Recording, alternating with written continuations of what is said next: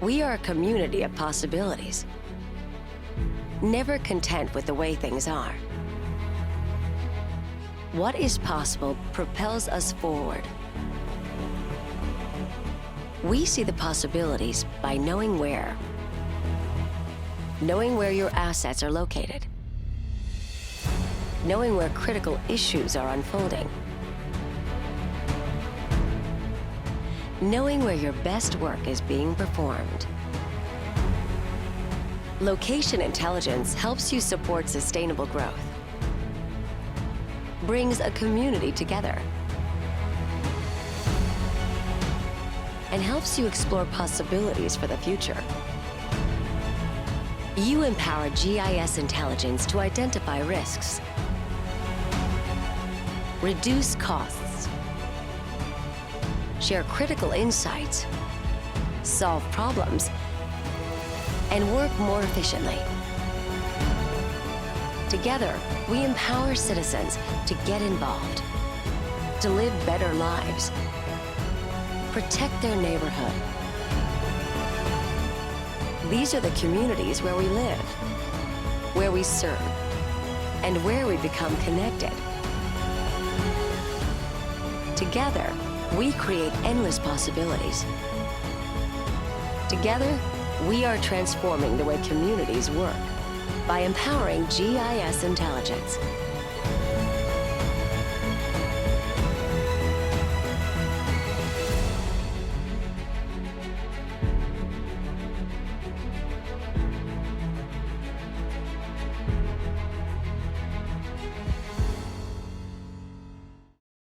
Thank you for taking time out of your busy schedules to join us for the first Cityworks Converge User Summit. My name is Cindy Curletti, and I am the Marketing and Event Manager at Cityworks. As we get started here, I know so many of you, and it is sad that we can't meet in person, but grateful we are able to create the moments where we can gather and share ideas. This will be the first of many virtual summits, and we will be looking to you to share your best practices. There are a couple of housekeeping items before I turn it over to Bradley. As a reminder, we will be recording this session and will be emailing the presentation to all those who have registered. This session will last approximately 2 hours. If you have any questions, we will address those after each presentation. Please place those questions in the question box in the control panel, and we'll do our best to get to them. If you're having trouble with sound, please use the number provided in your registration link, and watch for surveys through this presentation. Some of the speakers will have polls that, and we'd like to get your feedback from those. Thank you again for joining us, and please do not hesitate to reach out if we can help your team in any way. I will now turn the time over to Bradley Chapman, who will be helping us get this thing off the ground. So Bradley, go ahead. All right, welcome everyone to the very first Cityworks Converge User Summit. My name is Bradley Chapman. I'm a Senior Customer Success Manager based out of Dallas-Fort Worth, and I'll be your moderator for the day along with Cindy Curletti. This is our first chance to get together since this little thing called a pandemic hit. It's good to see so many of you join, and a nice way to gather outside of our Cityworks conference. When the pandemic hit, I was in the middle of planning the next regional user group meeting for the South Central region with Justin Cure from Longview, Texas. We were suddenly faced with the challenge of how to work around a situation that clearly wouldn't be going away anytime soon and still remain connected. We decided to pursue a virtual format. We came up with something completely new, which we could even extend beyond our South region. For those of you joining us from the South region, Justin and I do intend to hold in-person meetings once it becomes safe to do so again. In the meantime, we hope that the first Converge User Summit will be the start of great things, and we can share ideas and success in helping our communities thrive. The idea is to condense what you would see in a traditional user group meeting into this virtual format that helps our users have a stage that they can use to share knowledge, experience, and maybe even provide the spark of inspiration that another has been seeking. Today, we have a great lineup of guests who are doing great things in their community. Our lineup includes Justin Cure from Longview, Texas, Emily Brazil from the City of Independence, Missouri, Power and Light. We will take a short 5-minute break. Then we will hear from the City of Round Rock, Texas, with Nathan Smith, Steve Bird, and Jillian Arthur, followed by Jeff Gibbon from College Station, Texas. We'll have another quick break. After the break, we will hear from Laura Carr from NewEdge Services, who has graciously agreed to visit with us about implementation strategies. And finally, joining us from Cityworks, we have Mitch Otteson and Brent Wilson. Let's get started. First up, I would like to turn it over to Justin Cure from Longview, Texas. Good morning. Thanks, Bradley. My name is Justin Cure, and I am the Director of Information Services for the City of Longview, Texas. I've been with the City of Longview for over 15 years, and in my current position for over 8 years. My first position with Longview was GIS Manager, and with that I was tasked with implementing an enterprise GIS.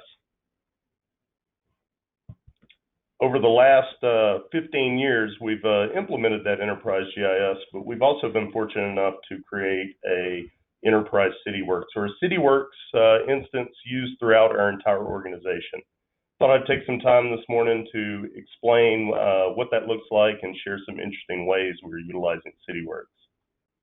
For those that aren't familiar, Longview is a city of about 85,000 that sits in the piney woods of East Texas. It's about 2 hours east of Dallas and an hour west of Shreveport, Louisiana.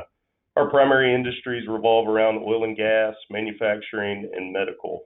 We're also home to the Great Texas Balloon Race.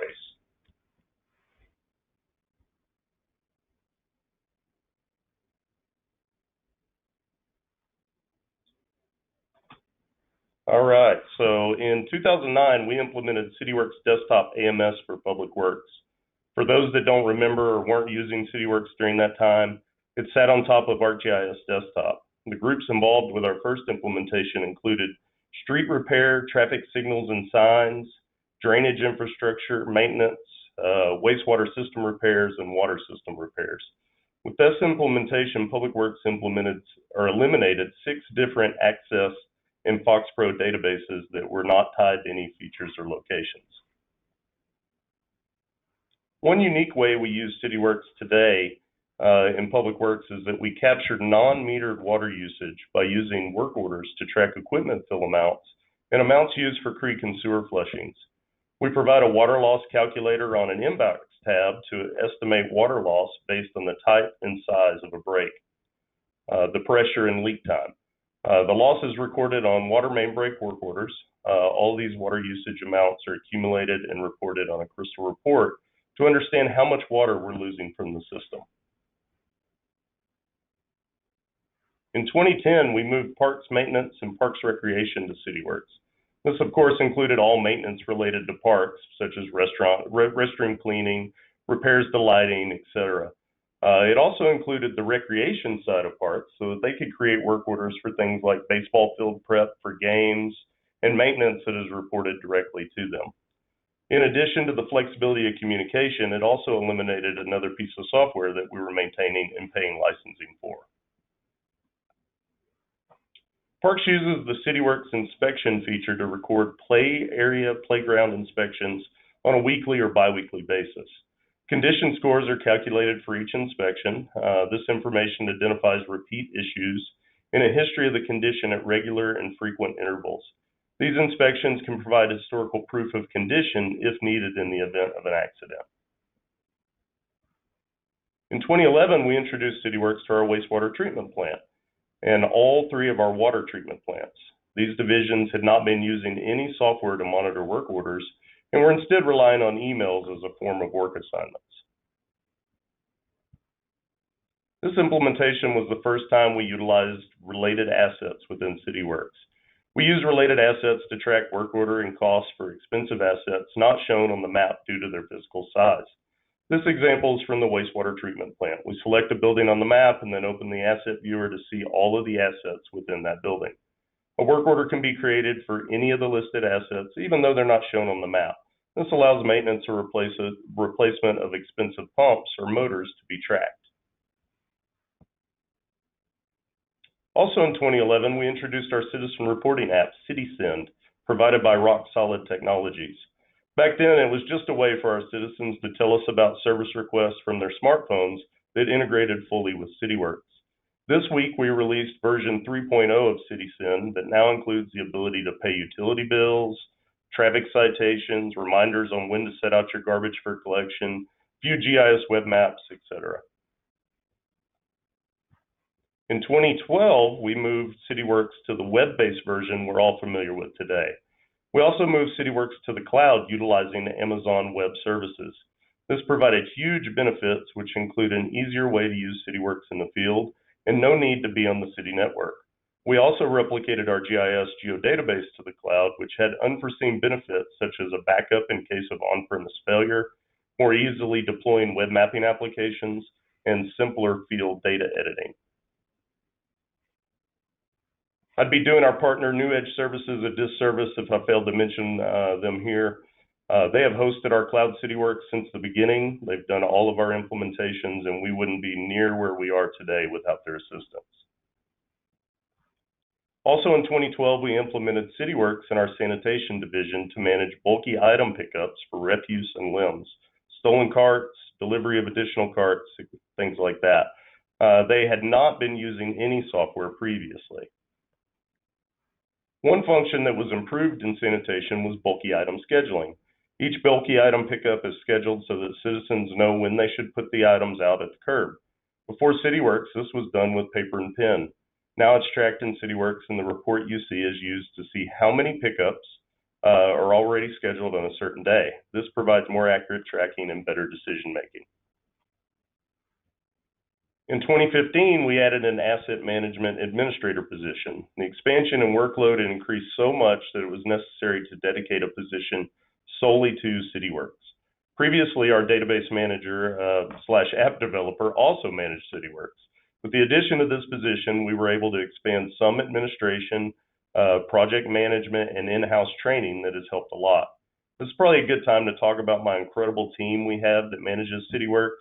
We're very fortunate to have them, and we appreciate everything they do for Longview. In 2015, we also implemented Cityworks PLL for our development services department. This includes the development process, zoning, permits, building inspection, and code enforcement. This eliminated 2 more pieces of software. A unique aspect of our use of PLL is the cross-departmental use for water and sewer tap permitting. It's initiated in development services, which creates a service request when installation is needed. The request notifies the water and sewer department for installation of the taps. Completion of installation routes the request to the meters department, who installs the water meter, captures the meter number, and initial readings. These are routed to the utility billing department via Cityworks, which creates an account for the customer. Finance department is also notified of the new installation and the fees collected. In 2016, we implemented Cityworks PLL for our environmental health division. This includes restaurant inspections and mosquito control. We were able to eliminate another software with this implementation. Environmental health schedules health inspections based on the frequency for each type of establishment. Cityworks is used to complete checklists of potential violations, and a grade is assigned for the health inspection. In 2018, we started using Cityworks in our city secretary's office for alcohol permitting and cemetery ordinance enforcement. The alcohol permitting process is another cross-departmental process. It notifies environmental health, building inspections, planning and zoning, police representatives, when new applicants apply so that they can provide the approval of their area of responsibility through Cityworks. This process was previously completed with paper, forms, email, and believe it or not, a typewriter. Also in the City Secretary's office, we recently created a report of all traffic sign installations, which the City Secretary runs monthly and files for public inspection according to city ordinance. It includes the type of sign installed, location, date installed, and other miscellaneous information. Also in 2018, we added a data analyst position. For many years, we've been collecting data in Cityworks and using it to make some day-to-day decisions, but we wanted to use the data stored in Cityworks to make long-term data-driven decisions. One of the first things we knew we needed to do in order to accomplish this was quality control of our existing data. Recently, the data analyst has been utilizing Cityworks Insights to make sense of the large amounts of data stored in Cityworks. The image to the right is the dashboard used by our water sewer repair manager. Here's an example of an Insights card. It shows the status of work orders for the current year and location.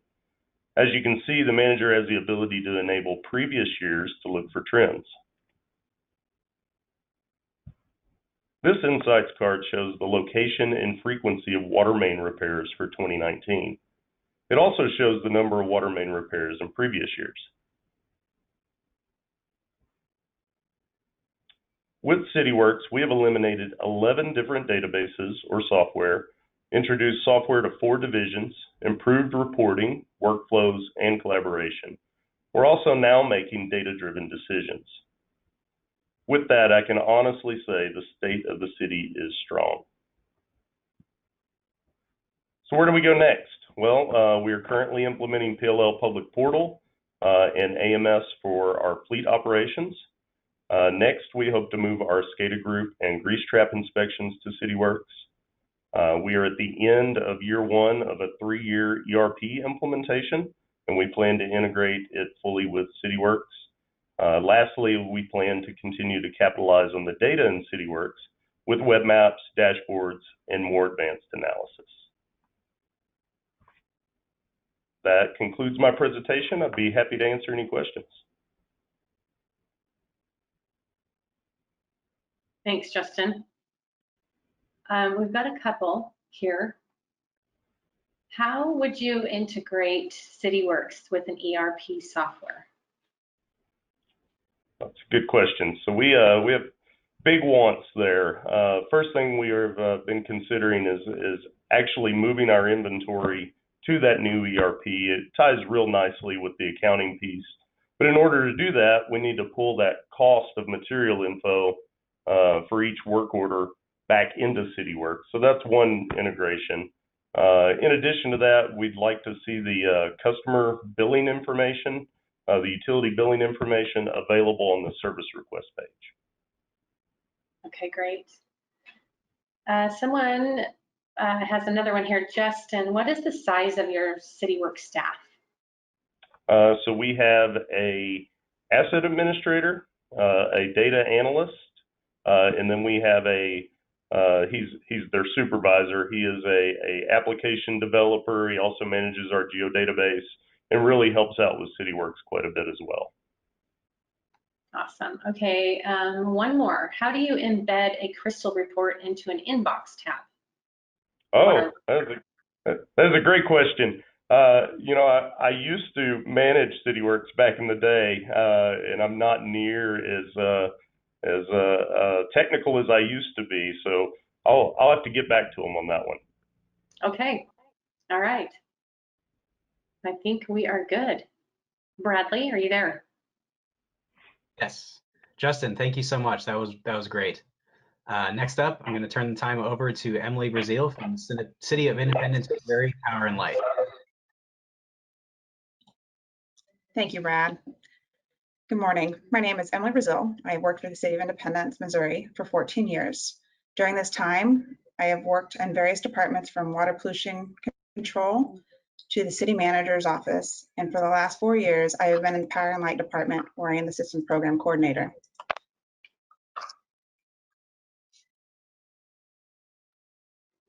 Our team oversees all utility-specific software applications and all mobile technologies. Also, I'm a member of the Project Management Institute and working towards certification as an Agile certified practitioner. Just a little background about Independence.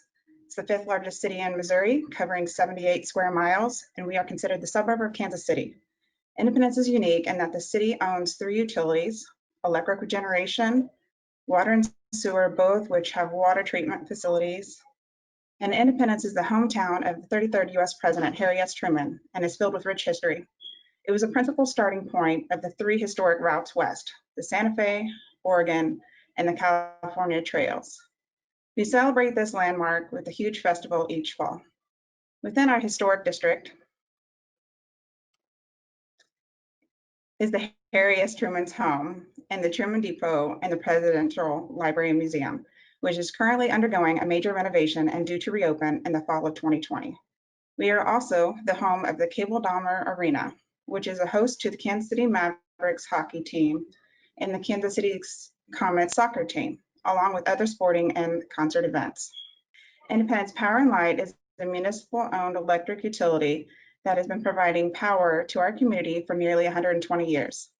As a municipal electric utility, we not only provide power to consumers, but also maintain a full transmission and distribution network, owned and maintained by the utility. In addition, we have 3 generation substations and 2 solar farms that generate 11 megawatts of electricity to consumers. Some of the electricity required to meet consumer demand is generated by the Power and Light Department. However, most of our electric needs are met through energy purchases from outside sources, which include wind, coal, and gas, and through our membership with the Southwest Power Pool. The City of Independence started using Cityworks in 2007 in the Water Pollution Control Department. In 2013, Cityworks gained the interest of the Public Works Department and quickly became a discussion of being a possible solution citywide. With the support of city management, we started building a path forward to a full implementation. Power and Light, alongside the development team at Power Engineers, have been able to seamlessly accomplish multiple critical integrations.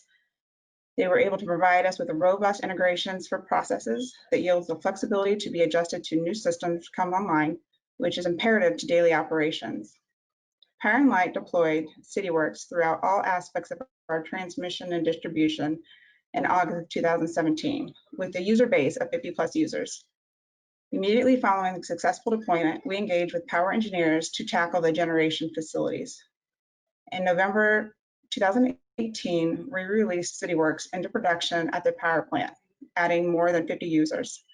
In September 2019, we deployed the utility's primary warehouse into production with storeroom, utilizing the Bradley integration.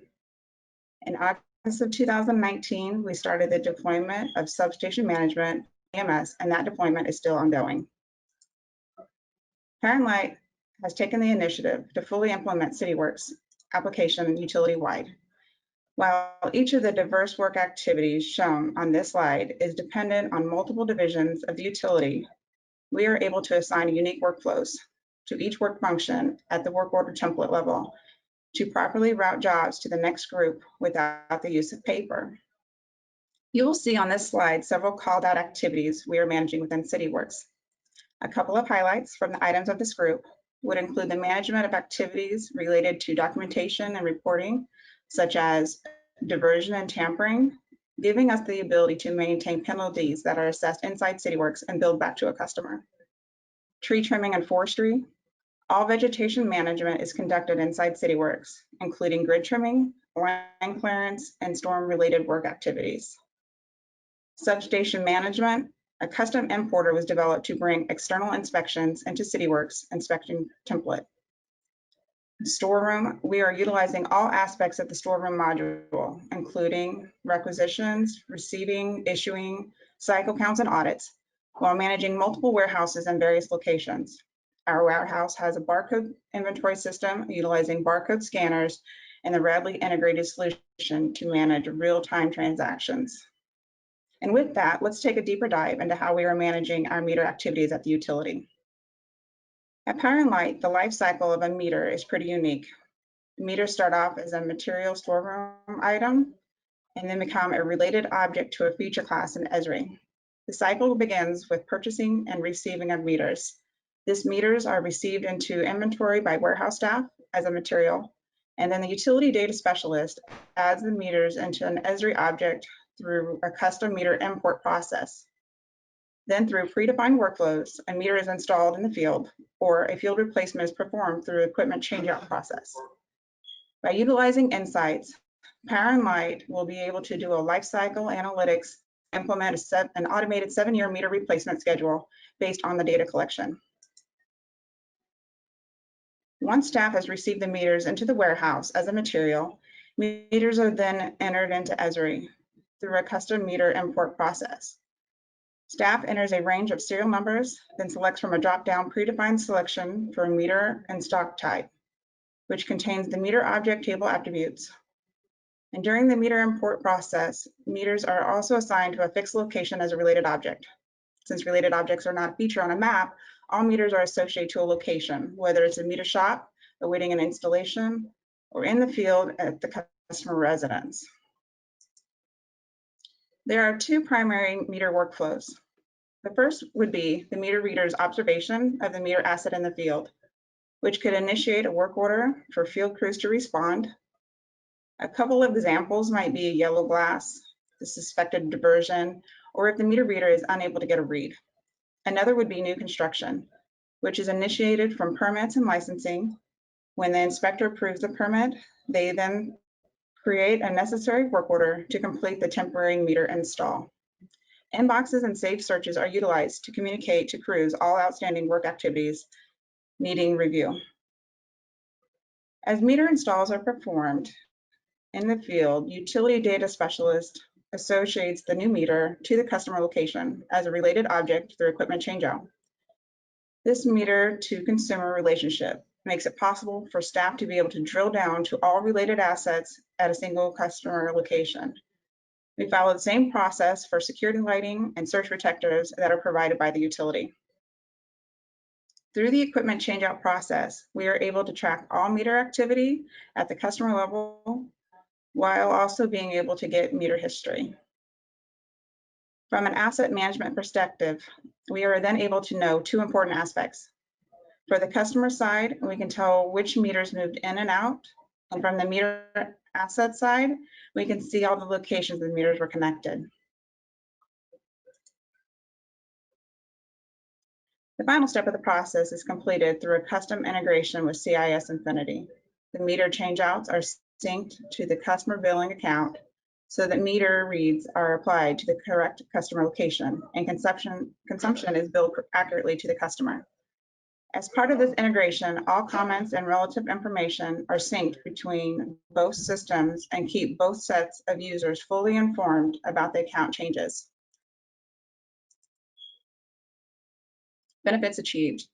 With the use of efficient workflows and current integration, we are able to seamlessly move away from a blanket work orders and into a more asset management driven workflow without adding additional staff.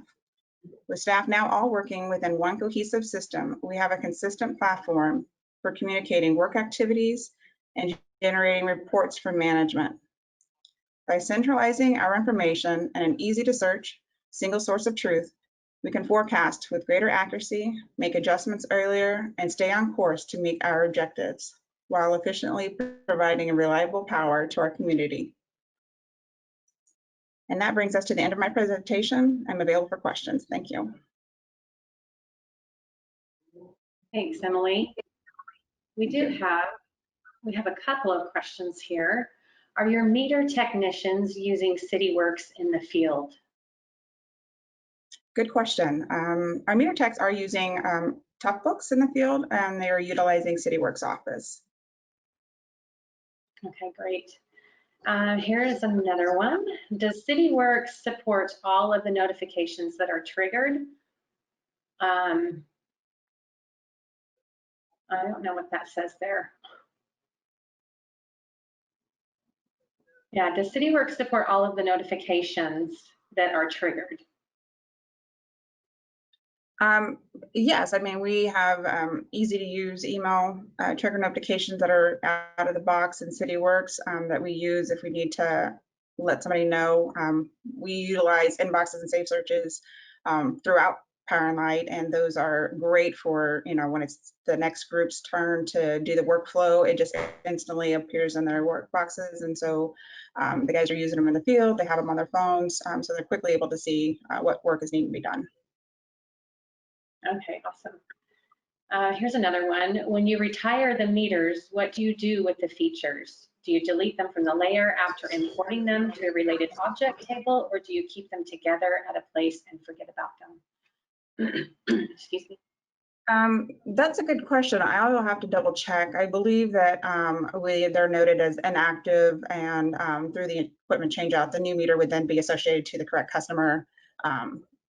And then there's a work process that the meter shop does to, I guess, like trash the meter, but I can follow up with that definitely. Okay, and we will give you all of the questions here when this is over. Let's do one more. The GIS import, is that just using equipment changeout or a custom import tool? I'm sorry, for the equipment changeout?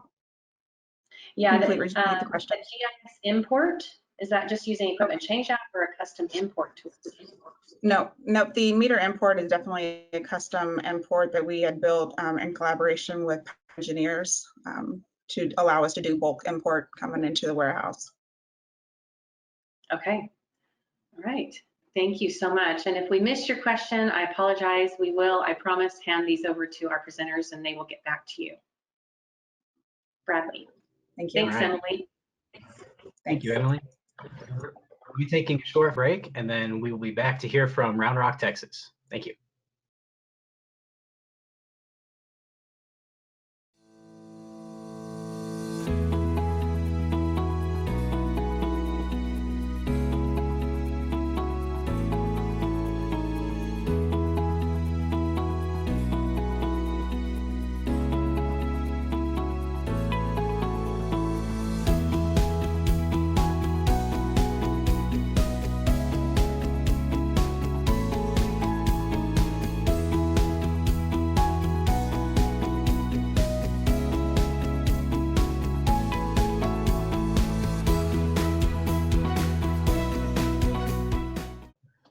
Next up, we have Nathan Smith, Steve Bird, and Jillian Arthur from Round Rock, Texas.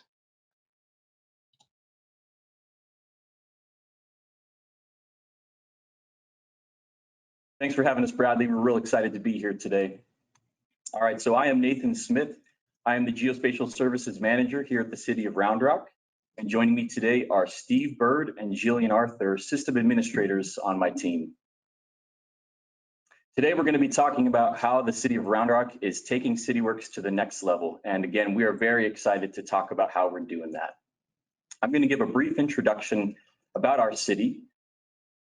So I'm going to just go over some details, the relationship of Cityworks and Round Rock, and then a quick overview of the content that we're going to be covering today. So the City of Round Rock is a mid-sized city. I've attached an infographic from Money Magazine here. We're about 20 miles north of Austin in Central Texas. We're in the top 10 fastest growing cities in Texas and the top 25 largest cities in Texas. We're also ranked the #2 best place to live in America in 2019, according to Money.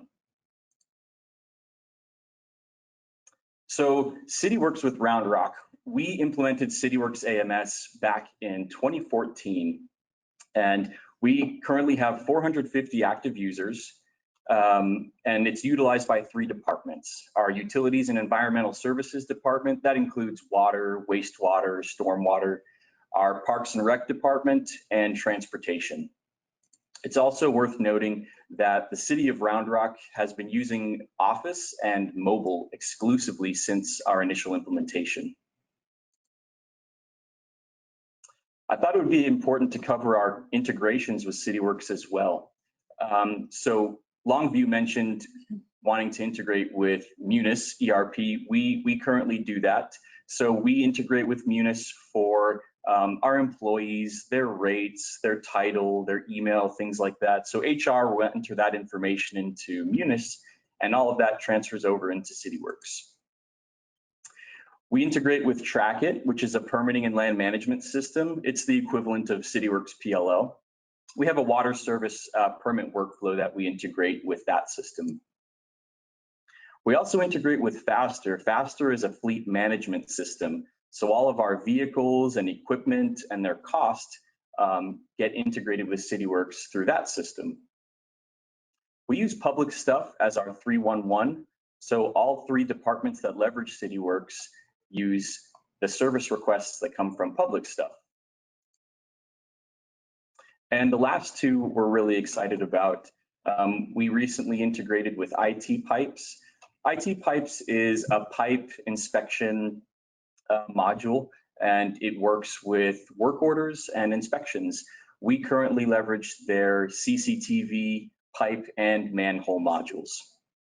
And finally, we are in the process of integrating a solution by Radley Solutions for Cityworks Storeroom. This allows for storeroom automated workflows and for barcode scanning processes. So let's talk about the nitty-gritty. Today, we're going to be talking about how Round Rock is taking Cityworks to the next level with Respond in Style, Cityworks Analytics, Single Sign-On, EURL, and finally, the Cityworks Field Map. And with that, I'm going to turn the time over to Steve Bird. Thanks, Nathan. Today, I'm going to talk a little bit about Respond in Style. So what is Respond? It's a Cityworks plugin that is really helps improve the user interface for Cityworks. In a lot of Cityworks presentations, you're going to see Respond used primarily a lot, especially for field users and the non-admin type employees. So why use Respond? Well, the big reason is we're using multiple devices these days. Everything from tablets, mobile phones, laptops, desktops. Respond adjusts its UI, its user interface for all of them. And it really looks smooth on any device that you choose to use. It also gives you the freedom to customize. Respond is easily customizable, super mobile friendly. Your fields and columns adjust to the device that you're using. However, to maximize Respond's effectiveness, you'll need to be familiar with Cityworks Style. So let's go into what Style is. Style is another plugin for Cityworks. It's used to create, clone, and edit profiles, which Respond then uses as the user interface for Cityworks users. Can't stress this enough. Understanding profiles and how to permission them is extremely important to get the most out of Respond. And you're able to get in there and manage those profiles by going through Designer and then going into the general area and then right in there to where plugin profiles, the plugin profiles are. The user interface upgrade scenario will probably go something like this. I'm a very visual person, so I've attached some images that help me understand Respond. Cityworks Office is kind of like, it's very useful for admin, but it's kind of like this picture over here to the right. I mean, everything is crammed into Cityworks Office. So what you'll want to do is review your Cityworks Office UI. And then after that, you're going to make your changes in Style. And Style is kind of like a restoration chop shop, if you will, for the user interface. You'll see that I've got some boxes highlighted in red over there on the left. That's where you tell it what profile to look at and what fields you want visible, and the demo will get into that. Once you make your changes in Style, then you get to enjoy the sleek new Respond user interface, which it looks so much better, in my opinion, than the Cityworks Office user interface. It also implements a map right there. You can turn the map on and off without having to open a new tab. It's very user friendly. So now I'm gonna walk you through a Respond and Style demo real quickly. So from Cityworks Office, I'm going to select the Respond app.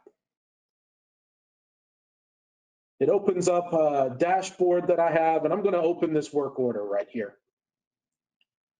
As I open up Respond, I'm going to first of all check the user menu and look at what profile I'm using. Right now I'm looking at the default profile. I'm going to modify it, so I'm going to change it to this simplified profile. And in the simplified profile, I'm going to want to remove these two fields right here, the open by and open date fields. Now, in order to do that, I am going to need to enter in this text right after the URL. And what it allows me to do is see what the control name is to turn on or turn off in style. So we're able to find that control name. I open up style and I make sure I'm looking at the right profile. I switch it to that simplified profile. I also need to make sure I'm looking at the right layout, which is this work order layout. Then I come over here and I find those control names that I just saw. And I'm going to basically make these fields invisible now. You'll notice that they turn from white to gray. When they're gray, they are not visible in Respond. Make sure you save your profile. If you don't save your profile, the changes won't show up when you go back into Respond. So I'm opening Respond again, heading back to that same work order. You'll be able to see that those fields are no longer there. It was super simple and easy to remove them out of Respond using style. That's also a quick demo on how Respond and style work together hand in hand. Now for the next part, I'm going to hand it over to Jillian Arthur, who's going to talk to you all about Cityworks Insights. All right, thank you, Steve. So Steve and Nathan and I have been working for a few months to roll out Cityworks Analytics, and we are excited to show you our progress. So Cityworks Analytics works along with Insights for ArcGIS. It's a reporting tool that leverages the spatial element of Cityworks, the work order service requests and inspections to gain insights into your organization's data. So Cityworks provides pre-built workbooks in the form of models, making it easy to create data-packed, visually elegant, and useful workbooks. So analytics workbooks can then be embedded into the Cityworks inbox, as you can see from this image on the right. Workbooks can be made up of many tabs and cards, which all translate seamlessly into Cityworks. Visualization types includes charts, tables, and maps. And then what makes the workbook so useful is the live connection to the data. So updates to your work in the field appear immediately in the tabs and cards in the workbook. The workbook is interactive also from within this Cityworks inbox. So you can pan and zoom around on the map, and you can click on elements of the chart and see cross filters applied to your other elements within that chart. And then this is an example service request workbook. The model provides the framework. The model from Cityworks provides the framework, and all we have to do is connect our data to this model. And again, you can see the options for visualizations here, the maps, the tables, and the charts of all kinds. So let's talk about requirements for rolling out Cityworks Analytics. So first, your organization must have a base ArcGIS enterprise deployment. You'll build a live connection to the database, which does require AGE. And then you must also have proper licensing for Esri Insights. And then finally, the models are generated by running a Python script. We obtained this Python script from our Cityworks Customer Success Manager, so it shouldn't be a problem to obtain that script from Cityworks representatives.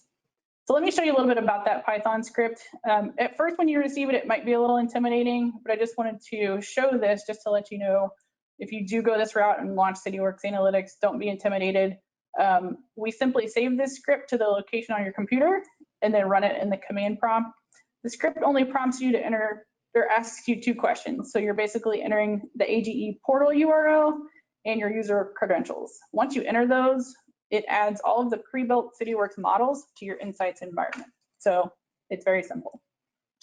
Cityworks has done all the work for us.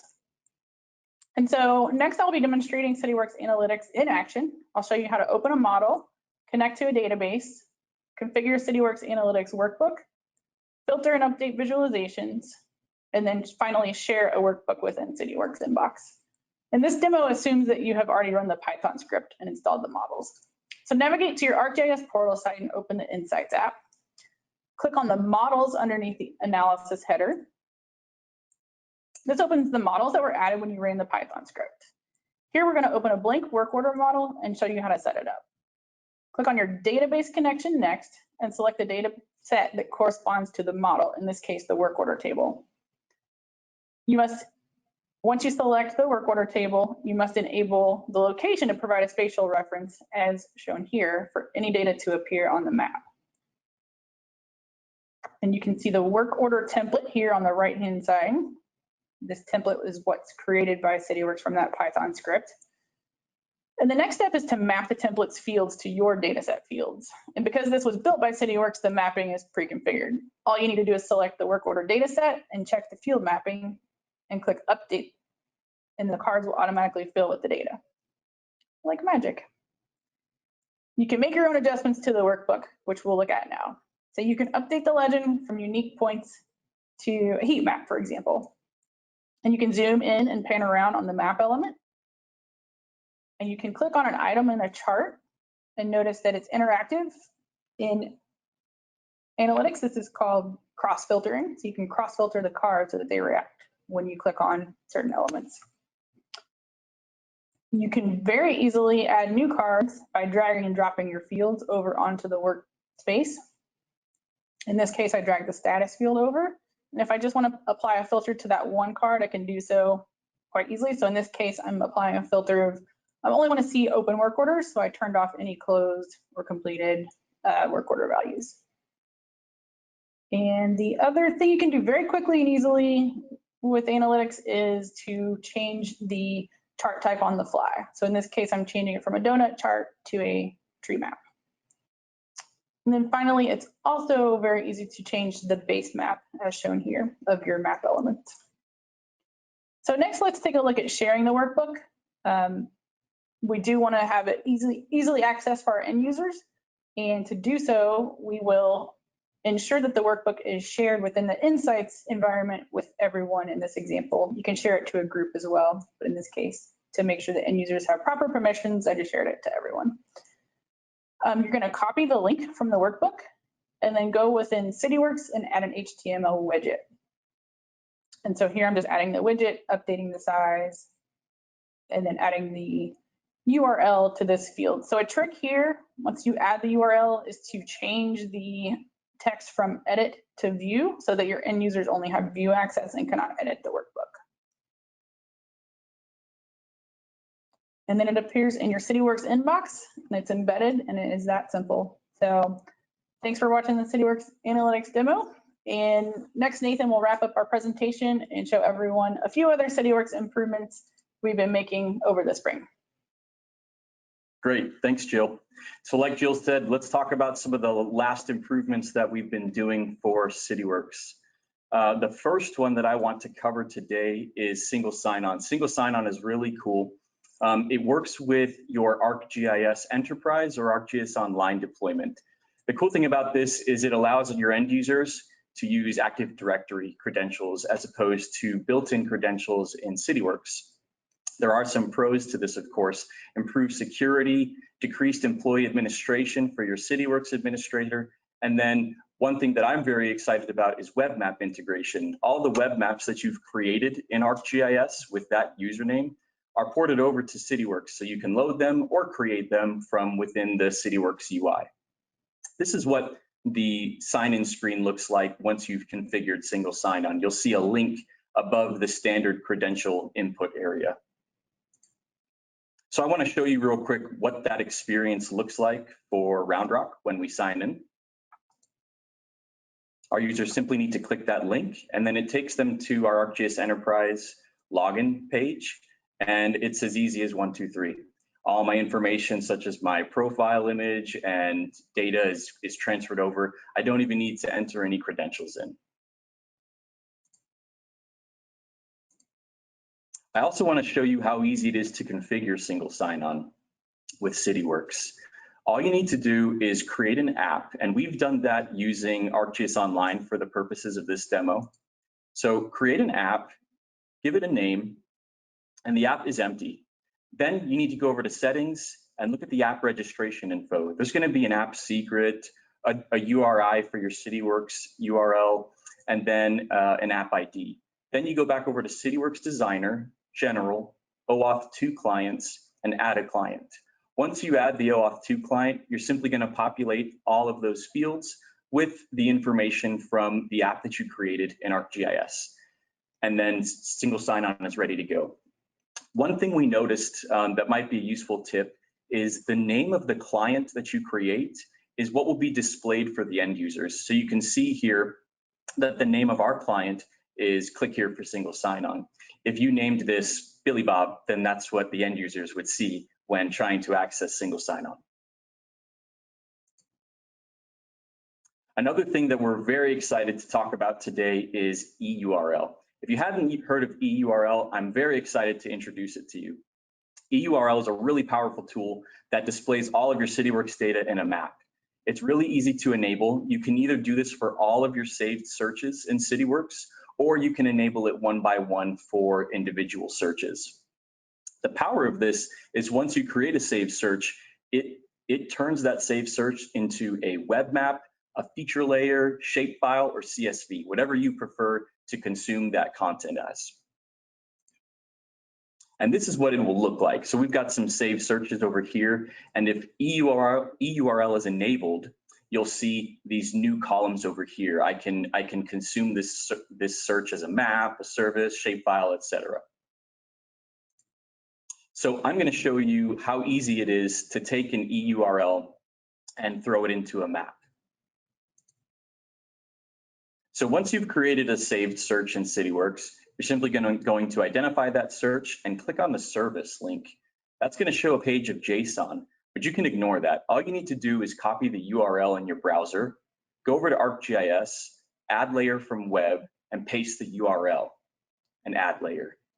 And just like that, all of the content from Cityworks, in this case, transportation work orders, are ported over into the map. One thing that's worth noting is the schema from Cityworks is transferred over into the map in your EURL. However, if you want that data to be populated, you're going to need to include those fields in the saved search.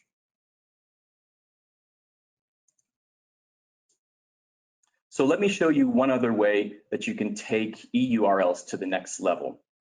So like we mentioned, EURL allows you to take your content and put it into an ArcGIS map, for example. Well, the power of that is once it's in a web map, you can create a dashboard. So what we've done here is taken that same EURL and created a dashboard from that web map. You can see here that I can click on points in the map, and I was able to use Arcade to customize the pop-up to only show relevant information. Another cool thing is you can create different pie charts, different infographics that allow you to filter all of the elements within your dashboard. So I'm filtering off of work order subtype right here. I can filter the entire dashboard based off of the status of our work orders, et cetera. And you can see total cost will update as well. Another cool thing is once you have your EURL ready to go, you can create multiple web maps with that EURL. So I've created a heat map here and complemented that with my graduated symbols map in the dashboard. And that's EURL in a nutshell. The last thing I want to cover today that we've done to improve Cityworks was a cartographic revamp of the field map. This is what our field map looked like at initial implementation back in 2014. You can see here, it doesn't really look that slick. To be honest, it looks very ArcMappy. So we've been working on some cartographic updates, and this is what our field map looks like currently. We're very pleased with the base map, choosing a pastel color palette, etc. And that's all I have for you today. So what's next with the City of Round Rock? Well, plugins. We are very excited for some of the plugins that Cityworks has to offer. We're in the process of implementing the pavement management plugin, which integrates with Paver. We're also in the process, as I mentioned earlier, of going live with Storeroom and a solution with Storeroom. Web map, workload, and performance budgeting are definitely in the next fiscal year, but we're excited to roll forward with those as well. And that's all we had for you today. Thanks very much. Did anybody have questions? We've got a few here. Great presentation, by the way. Thank you. Let's see. What version of Respond are you running? 2.1. Okay, awesome. And here's another one. Where do you get pre-built workbooks for Cityworks Analytics for ArcGIS Insights? We were able to acquire them from our Cityworks customer success manager, Bradley. It comes in the form of a Python script. So when you run that Python script, it automatically adds those models to your Insights environment. Awesome. All right, here's another one. What were the words that Steve inserted at the end of the URL to see the layout IDs? Is that a trick within Cityworks?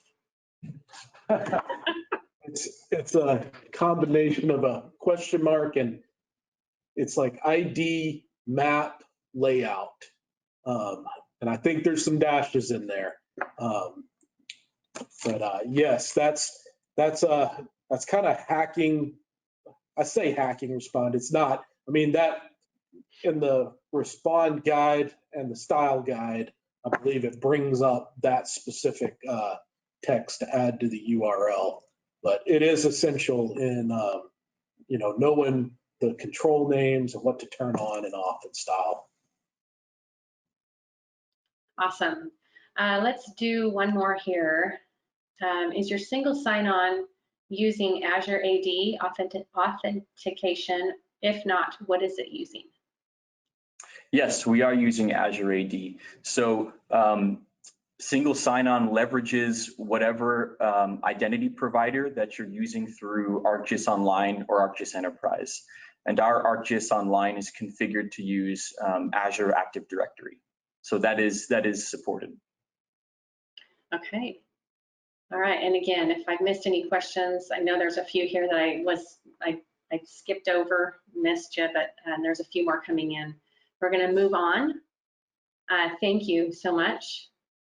A great presentation. Bradley? Right. Team Round Rock, rock stars for sure. We're going to turn the time over now to Jeff Given from College Station, Texas. Thank you for that introduction, Bradley, and good morning, everybody. My name is Jeff Given. I am the GIS analyst for the City of College Station's Information Technology Department. And today I am going to be giving a talk on how Cityworks serves as a catalyst for change in asset management. And before I get started, just a little bit of insight as to into my talk. Back in January of this year, Veronica Schindler, our regional sales manager, asked me to do a demonstration on our use of Cityworks for a potential client down in the Houston area. And as I prepared for that demo and I started answering some of the questions they sent me prior to the demo, I started to realize that a lot of what I was going to show them didn't really involve data or populating fields or Elm functionality or really the nuts and bolts of Citywork, but instead it was more process and workflow oriented, more conceptual in nature. That demo in February somewhat served as the framework for what I'm going to talk about today. And unlike the folks from the City of Round Rock, which you just saw, who did an unbelievable job in demonstrating the high-end functionality of the application, my talk might seem a little bit like it's all over the place. At times it might seem like a sales pitch. It might be a little techy in portions, and it might also have kind of a show and tell feel to it. But more than anything, it's really just a little insight as to where we've been, where we are, and where we'd like to go using Cityworks AMS. Now, just a little bit about me. I received my bachelor's and master's degree in geography from Texas A&M University, and I'm a desert geomorphologist. I don't have a degree in computer science. I don't have a degree in computer engineering or information systems or MIS. In fact, I'm a desert geomorphologist. It wasn't that long ago that I was digging soil pits and collecting charcoal samples and literally eating dirt to try to judge how much calcium carbonate might be in that sample of dirt.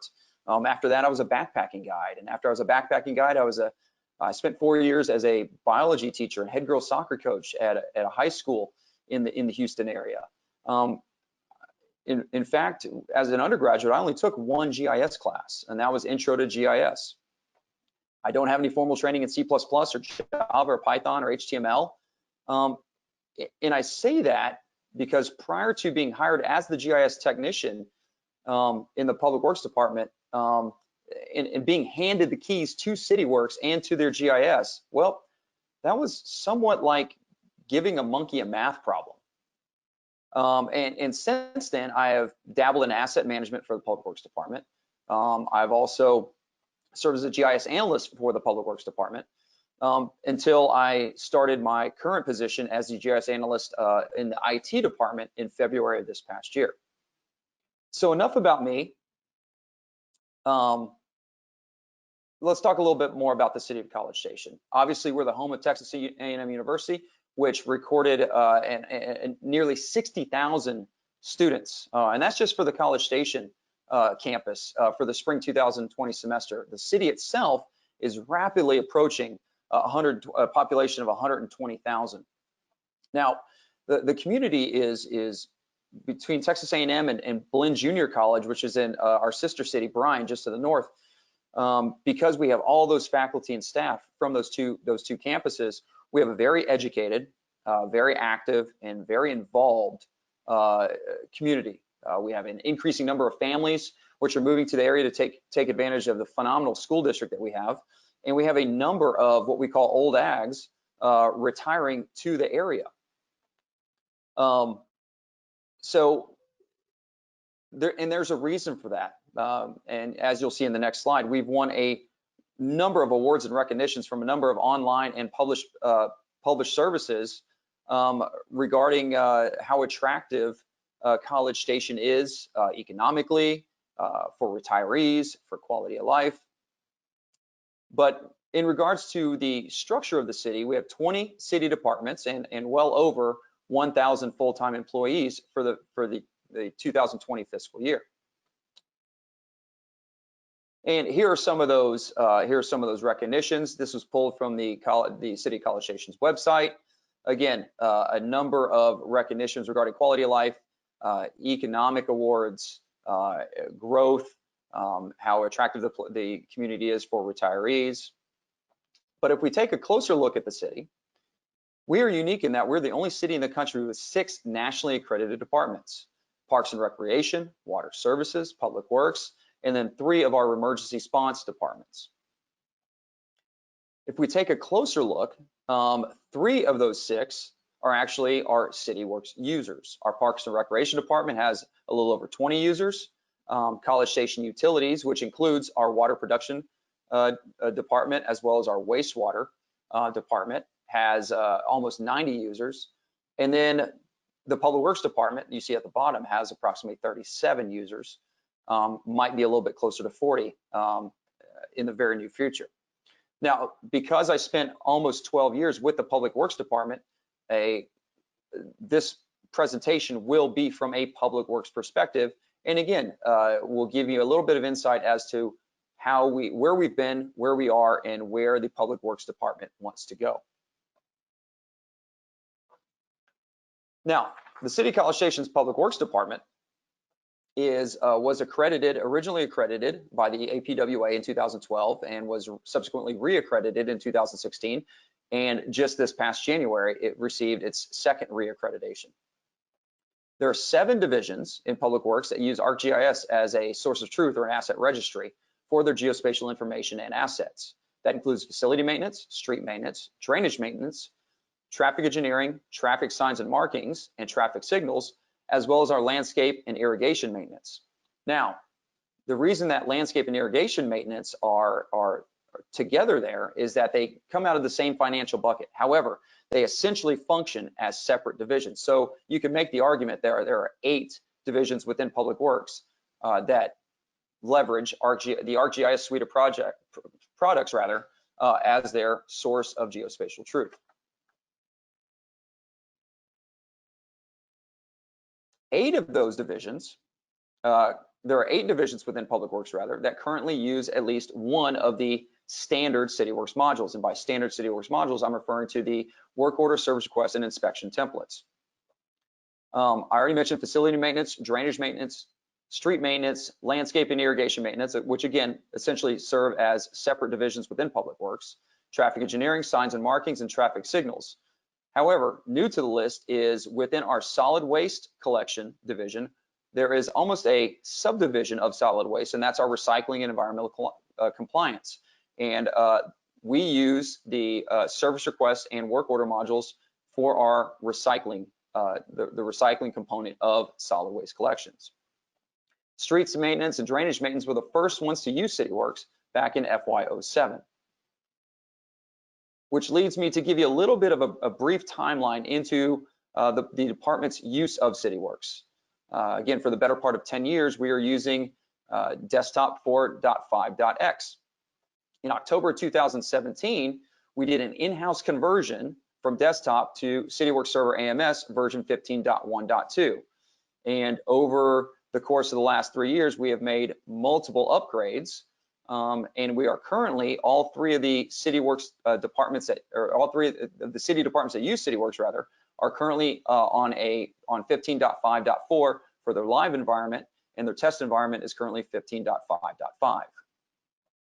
Now, this is a slide you'll see throughout my presentation because we're talking about change management. Part of change management is being proactive, being flexible, and being an advocate for your ambition. So if these constant upgrades, like you saw in the previous slide, are committing too many resources, overwhelming your IT department, overwhelming your departmental Cityworks team, well, it's a chance for you to advocate possibly going to something like Cityworks Online, where you remove the IT overhead. The software is always up to date. You're still able to access your Cityworks site and your databases. There's no VPN involved, and it still maintains all of your API integration. And again, you'll see similar slides to this throughout my presentation. Now, when it comes to change in asset management, these two terms tend to go hand in hand, and both of them are similar to the water cycle or an oil spill. Now, the Cityworks team is what drives change in asset management. And again, that Cityworks team could be multiple employees from multiple departments in the city. Within Public Works, it involved the asset management or the asset management coordinator. It involved the business services coordinator, and it involved the assistant director for operations, and then obviously your GIS personnel. For IT, obviously there's a business component to IT. It involves database and system analysts. So it's the Cityworks team that, again, that is the ones to drive the change in asset management process, which tends to be very, very slow, very methodical, multi-directional, susceptible to external influences like budgetary constraints, budgetary cuts, SLAs, etc. Change in asset management can change course slowly or abruptly, and sometimes it's very, very hard and very hard to see and quantify change in asset management. But one thing you've got that you need to do when it comes to change management, especially change management, is you've got to be very convincing to both the end users and higher administration, because you're only as good as your data. And like the title of this slide indicates, yeah, this is very, very cliche to say. You're only as good as your data, and the end users are the ones that are producing the data that administration is using to make those data-driven decisions as part of the asset management process. So you've got to emphasize that what the end users are doing and what they're experiencing is just as important and just as significant as the decisions that the administrative team is going to make with their data. Now, in hindsight, when I was first exposed to change management, my opinion of change management was eerily similar to some of the things I felt about Psychology 107 my freshman year at Texas A&M. I was required to take a social science, and I was just drowning in arrogance and ignorance as to what psychology was. I was of the persuasion that nobody could tell me what I was thinking and why I was thinking and when I should be thinking what I was thinking. Very opposed to the science that is psychology. Similar with change management. I didn't think there was such a thing as change management. If you were asked to do something, you were supposed to get it done as quickly as possible without asking questions. Well, as I've been involved in change management over the year with migrations and upgrades and workflow processes, I've learned that there's a lot more to change management. And ironically enough, the most concise, succinct, user-friendly definition of change management that I could find came from Wikipedia. And it's a collective term for all those approaches you take to prepare, support, and help individuals, teams, organizations in making organizational change. It includes those methods that redirect or redefine the use of resources, business processes, budget allocations, and other modes of operation that significantly change a company or an organization. So again, like psychology, there's a lot more to it when it comes to asset management. Now, kind of segueing into asset management, again, asset management really became a huge buzzword, almost a paradigm shift, to put a broad, significant term on it, in 2013, and especially in January 2014, with ISO 55000. Again, ISO 55000, if you're unfamiliar with it, is this document, this robust, cumbersome document that serves as international standards that provide an overview of asset management and asset management systems. It talks about its principles and terminologies and the expected benefits of adopting asset management. It defines asset management as a coordinated activity of an organization to realize value from its assets. And it defines an asset as anything, essentially, that has the potential or actual value to an organization. The activity is the application of an asset management system, and that's where Cityworks comes into play. The realization of value is defined as a balancing of costs, risks, and opportunities and performance benefits. So again, ISO 55000, a gigantic document, very intimidating document. I tried to read it and absorb as much as I could, but I really had to take a step back from ISO 55000. And in doing so, I realized that really it boiled down to three big macro components to asset management. First of which, in my opinion, and this is how I presented change in asset management to my higher administration, is number one, building an inventory. Secondly, managing that asset inventory. And only then can you begin to practice true asset management.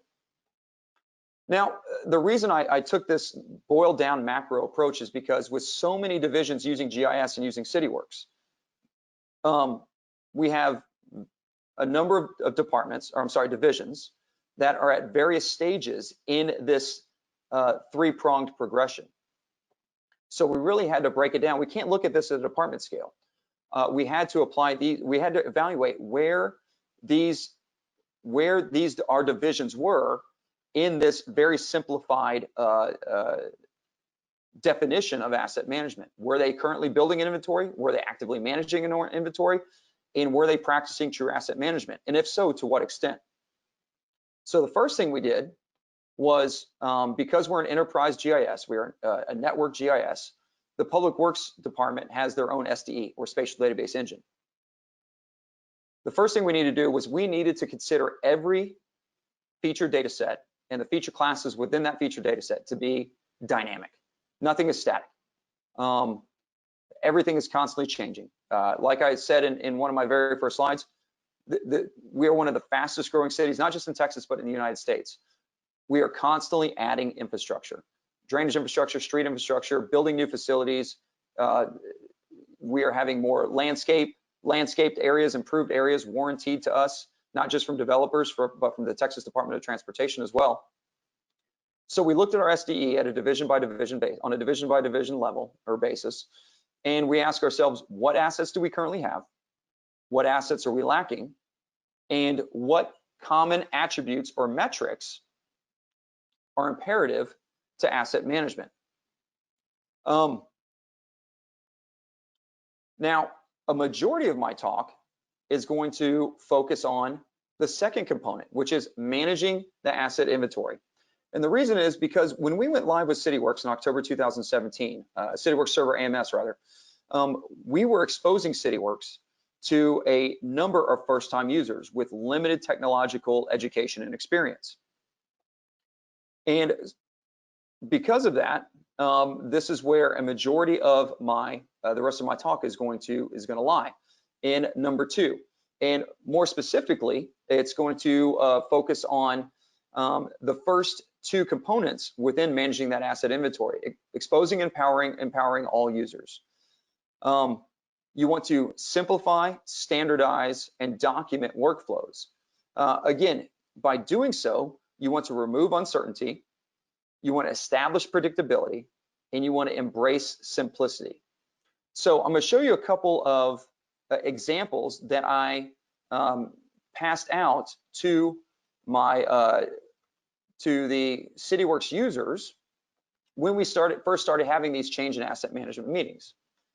Again, when we are first introducing new users to Cityworks, again, you want to remove any ambiguity, any uncertainty. The more streamlined and simplified you can make the process, the better you're going to set your users and yourself up for success.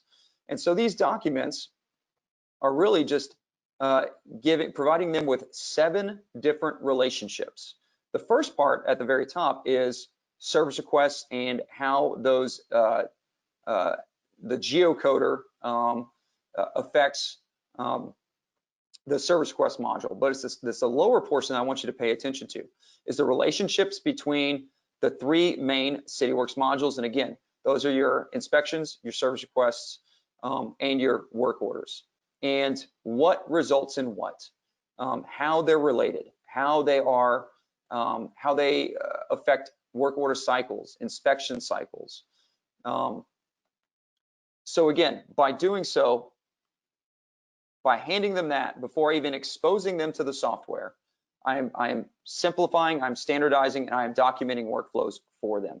And again, if we go back to that figure, again, you look at those examples, those are real world examples. So I'm not speaking in hypotheticals, I'm speaking in, I'm using each division specific language, each division specific workflows to build these examples to hand out to those first time users. Now, again, when it comes to managing the asset inventory, we talked about exposing and empowering. We talked about the simplification, standardization, and the documentation of workflows. It's a good idea to establish a fixed time frame for financial entry and revisions. Maybe that's the beginning of the fiscal year. Maybe that's the beginning of the calendar year. Maybe that's when a contract is up for renewal. That is kind of to be determined, and that's unique to those different budgetary buckets that you might have within your department. And it's always a good idea to take the scientific method approach, where schedules and methodologies are easy and repeatable. And again, if you start to standardize and supply those workflows, that sets you up for success when you embrace that scientific method approach. And the last thing when it comes to managing the asset inventory, and I'll talk about this a little bit more later as well, is updating the GIS and using those first-time users, enabling your field crews to help you manage the asset inventory by using the update GIS functionality within the Cityworks modules, within the application, and establishing two-way traffic to where Cityworks is making direct edits to GIS.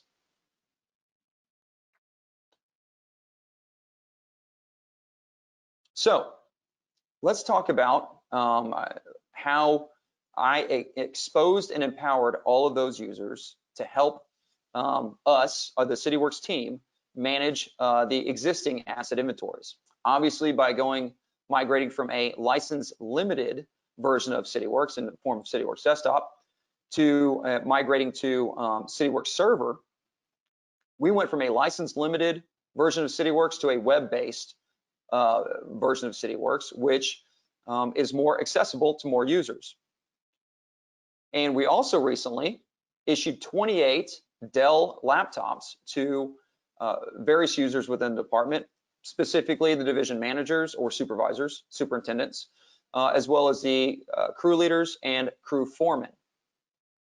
Through the Duo mobile app, they're able to VPN into the network. And because we have Windows authentication, we eliminate the uncertainty, the frustration that might reside with multiple passwords. Because again, there's one password for everything. So the moment you're able to get into the network via the Duo mobile app VPN, you automatically have access to Cityworks, and you're automatically able to access your email. And the reason that's important is because, sure, for the obvious reasons why email is important, but because a number of our workflows are set up with, are triggered by events. So we do leverage the email functionality within Cityworks. Now, because we were existing Cityworks users, and we just recently went to premium ELA, and I'll talk about that later on. Quite frankly, when we went mobile, we decided to continue using Office in the field. We have received training on Respond. We have received training on the various mobile apps that Cityworks offered. And because we use Dell, we're not using the tablet functionality. We're not using iPhones. And the guys, quite frankly, are very, very comfortable with Office. And part of the reason they're so comfortable with Office was because what we were able to do to the Office environment using extensible markup language, or XML. So what we did was we found the Cityworks tables. More specifically, we found the tables that our field crews were most actively or most commonly using. We created a custom folder within called XML custom. We made copies of the tables we identified as the most used, most commonly accessed by our field crews, and saved them in that XML custom folder. And then using Notepad++, we're able to open those tables and make revisions to the XML, to the extended markup language, extensible markup language, using Notepad++ to make changes, revisions to the Cityworks application. And in doing so, once we, in the domain preferences, or in preferences, we went to domain and went to preferences, and by redirecting the Office layout from the default to those custom XML tables, we're able to make revision. We were able to revise certain components of the application. We're able to remove fields that we did not need, remove tabs that we did not need, and really streamline the application for those first-time users. So I'm going to toggle back and forth between these two slides to show you how we leveraged XML to make changes and to streamline the application. So this is the default application for a service request. And as you can see, the incident information and then the caller information identified by the red arrow. And after we made changes via XML and Notepad++, you notice that we removed the problem keyword tab completely. We reversed the order that the tabs appeared regarding caller information and incident information. And we did that because we found out that when a caller called in, or when a citizen called in rather, or an email was received, they typically gave their information first. So it was only natural that we flipped those tabs to where the caller information was the first tab that our users saw.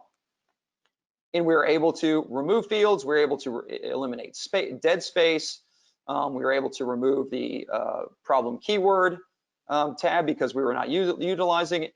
And in doing so, we're able to strip down and streamline the workflow process.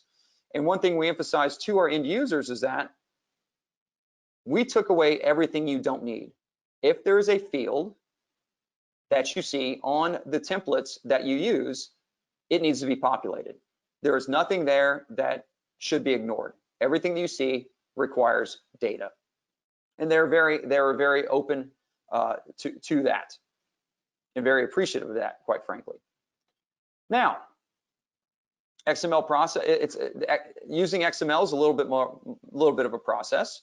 So again, we saw this earlier. This is another opportunity for you to advocate your ambition. You can go to your higher administration and say, hey, look what we were able to do using XML.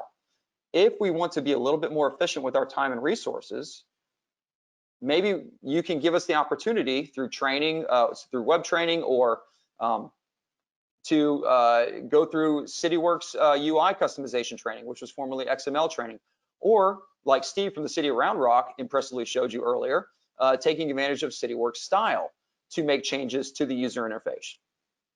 Again, with Cityworks UI, you're able to customize Cityworks through XML, through CSS, HTML, JavaScript. Again, you're making edits to those folders, and it's going to help you increase your functionality and customize your workflows. But again, it's just a little bit of an easier process. But again, look what we've done using what we had. Think about what we can do if you gave us these resources. Again, change management, be proactive, advocate for your ambition.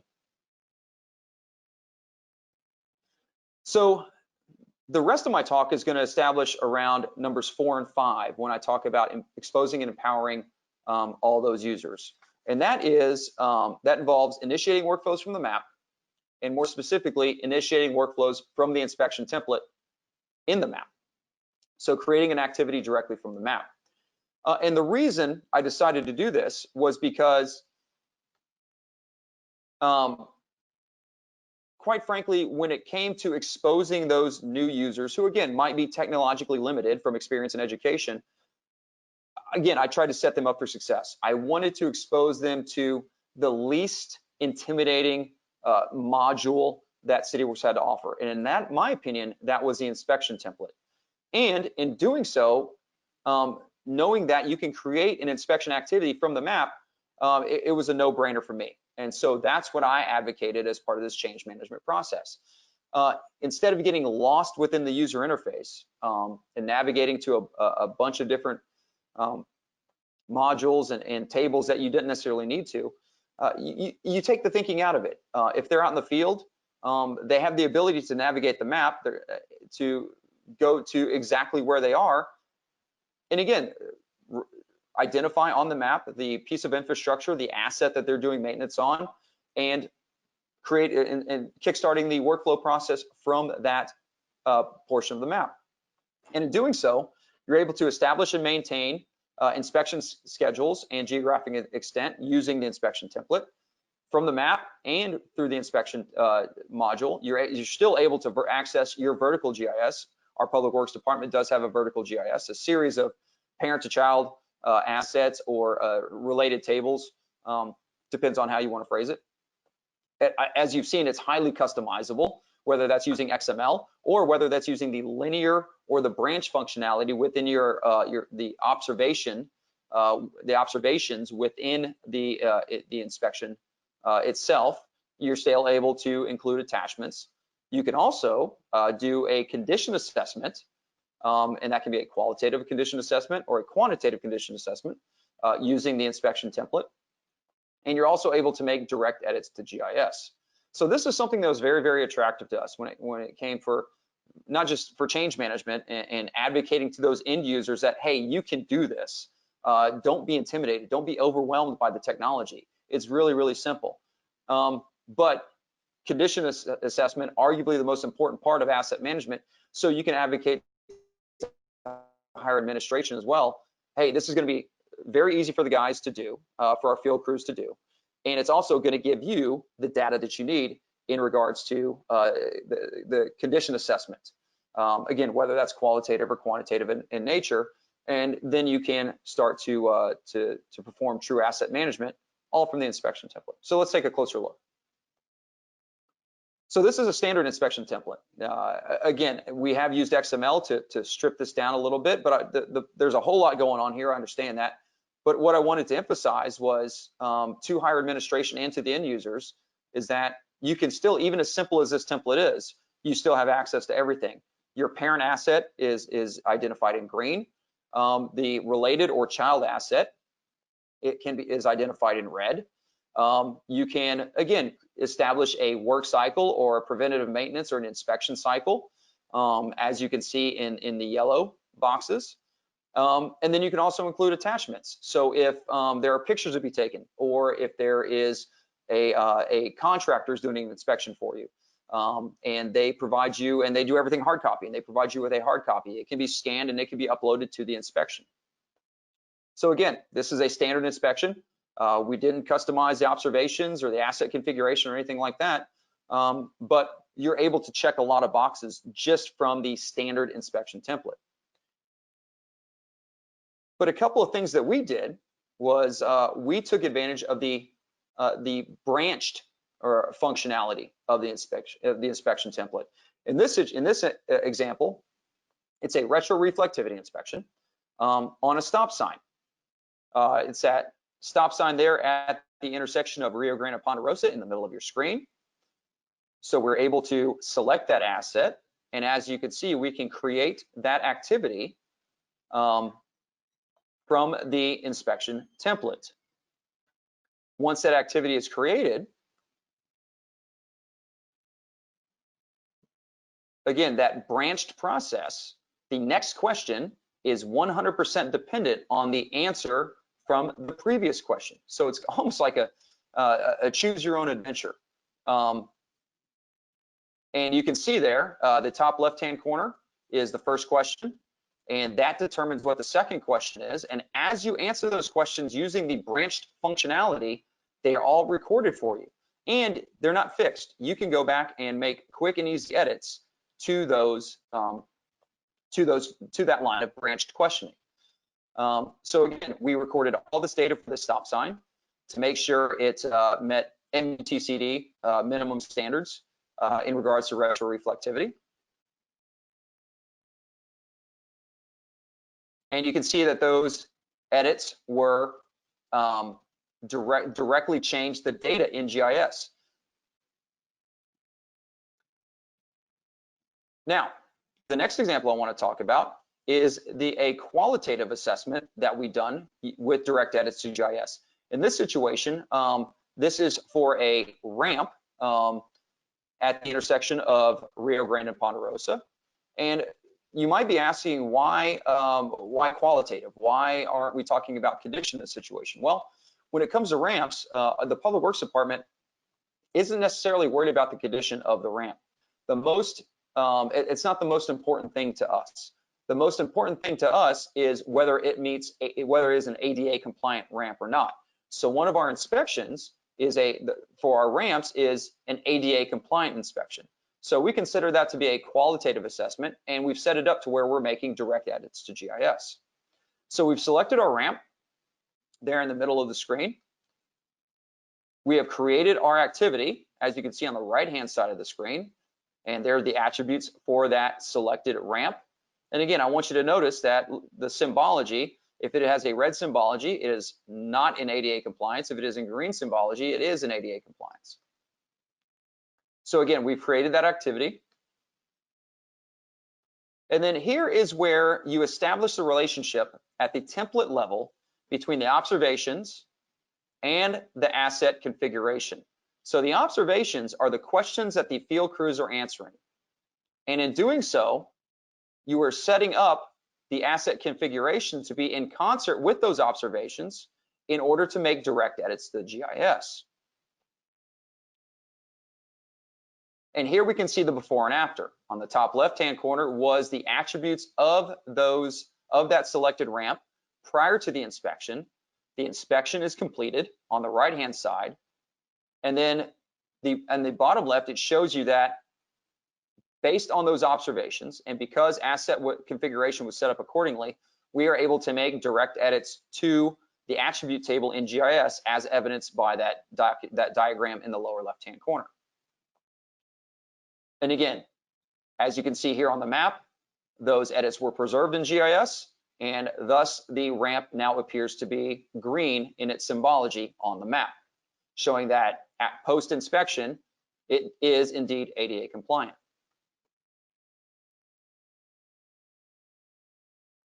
And again, the final one here, just showing that those attributes, again, once that ramp is selected, have been preserved, not just in GIS, but are also preserved in Cityworks as well. Now, when it comes to practicing true asset management, again, true asset management is when you start making data-driven decisions.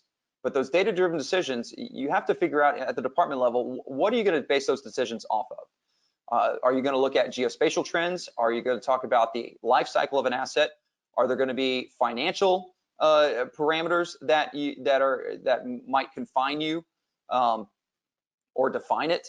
Are we talking about business risk exposure? So again, that is to be determined by your department.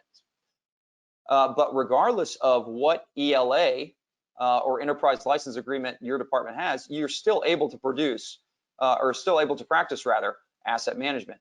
And the reason I say that is because only recently did the Public Works Department go to a premium ELA. Prior to that, we were only on the Essentials ELA, but we are still able to practice asset management on the Essentials ELA.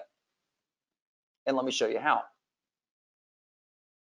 Now, when it comes to data-driven decision, and like I talked about earlier, asset condition is arguably the most important, right up there with your financial parameters, is arguably the most important component of asset management. And in this situation, we are quantifying the condition of an asset, and again, making direct edits to GIS.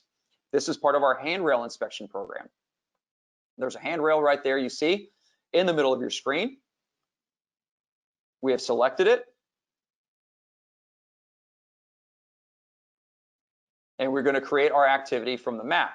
But again, here's where you set up your observations, and they need to be in concert with your asset configuration so you're able to make those direct edits to GIS. And as you can see, we have weighted the questions or the observations and scored them accordingly. And that is what's going to calculate or quantify your condition. And again, this is user defined. It can be industry standard. It could be developed in-house. 100% up to you.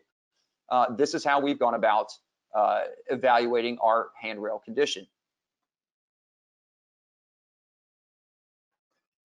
And again, there's those asset updates, and those are the things that contribute to the condition of the asset. So that handrail is selected. The inspection is created, initiated from the map. So the workflow is created from the map. And once you create that inspection, and I want you to, we created that inspection on that handrail, but as you see on the left-hand side, one of the other things we've taken advantage of, especially with this handrail inspection, is the explanation and instructions functionality within the, again, just another way of simplifying it, removing the ambiguity, taking the thinking out of it, is we told them exactly what to look for and exactly what to do based on their observations. So on the left-hand side are those, is the original inspection, and on the right-hand side is the inspection once those questions have been answered, once it's been saved, and you can see based on the observations that we have and the asset configuration that we've done in concert with those observations, we're able to calculate a condition for that handrail. And that is identified by that red box in the bottom right-hand side. And again, all those edits are being made directly to the GIS. Now, so that was a micro example, the quantifying the condition of a one handrail. So if we want to look at it from a little bit more of a macro perspective, we can look at it in regards to program management. In this example, we are looking at missed collection recycling service requests. So our recycling service requests, again, we have over 22,000 single stream containers that we've issued to the residents of College Station. And so we have a contractor that is responsible for making those bi-monthly, every other week collections. But occasionally, yeah, collections are missed, and it's up to our recycling and environmental compliance coordinator to manage the program, and she does a great job leveraging the service request template. But here in FY19, we are looking at all of the collections that we have missed. Now, that map right now kind of looks like it was on a paintball course. Can't make much sense of it, so what's the natural thing to do? Well, let's take it another step back and look at it from even more of a macro perspective, where we can generate a heat map. Now those trends start to pop out a little bit. And now we can start looking at this and making some program decisions. And by correlating those to our various collection times, we can start to make adjustments and improvements to our recycling program. So for our odd weeks, our odd calendar weeks, obviously on Monday and Thursday's collections, there's a couple hot spots. Maybe they're not setting their containers out at the proper time. Maybe the driver is not familiar with this route. Maybe it's a brand new driver. Similarly, with our Tuesday and Wednesday even week collections, we have a couple hot spots down there in Castlegate and down there in the Southwood Valley subdivision. So again, we can make improvements and revisions to our programs at a broader scale, using asset management and using the Cityworks software to facilitate that asset management. Now, again, you've seen this a couple times. We did all this using Essential ELA, our Essential Enterprise License Agreement. But again, it's another chance for you to go to higher administration and say, look what we've done with Essentials. Think about what we might be able to accomplish using Premium ELA. And so from a public works perspective, again, we recently went to Premium, and we have received training. Since then, we've received training on Storeroom. We've received training on operational insights. Storeroom is something that we're strongly considering with our signs and marking division, as well as our irrigators.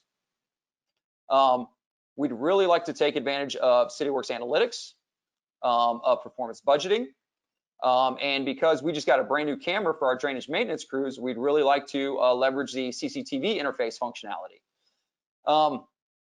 We were live with Paver using the Cityworks Utilities API, but now obviously Paver is an app, and we are also live with Paver.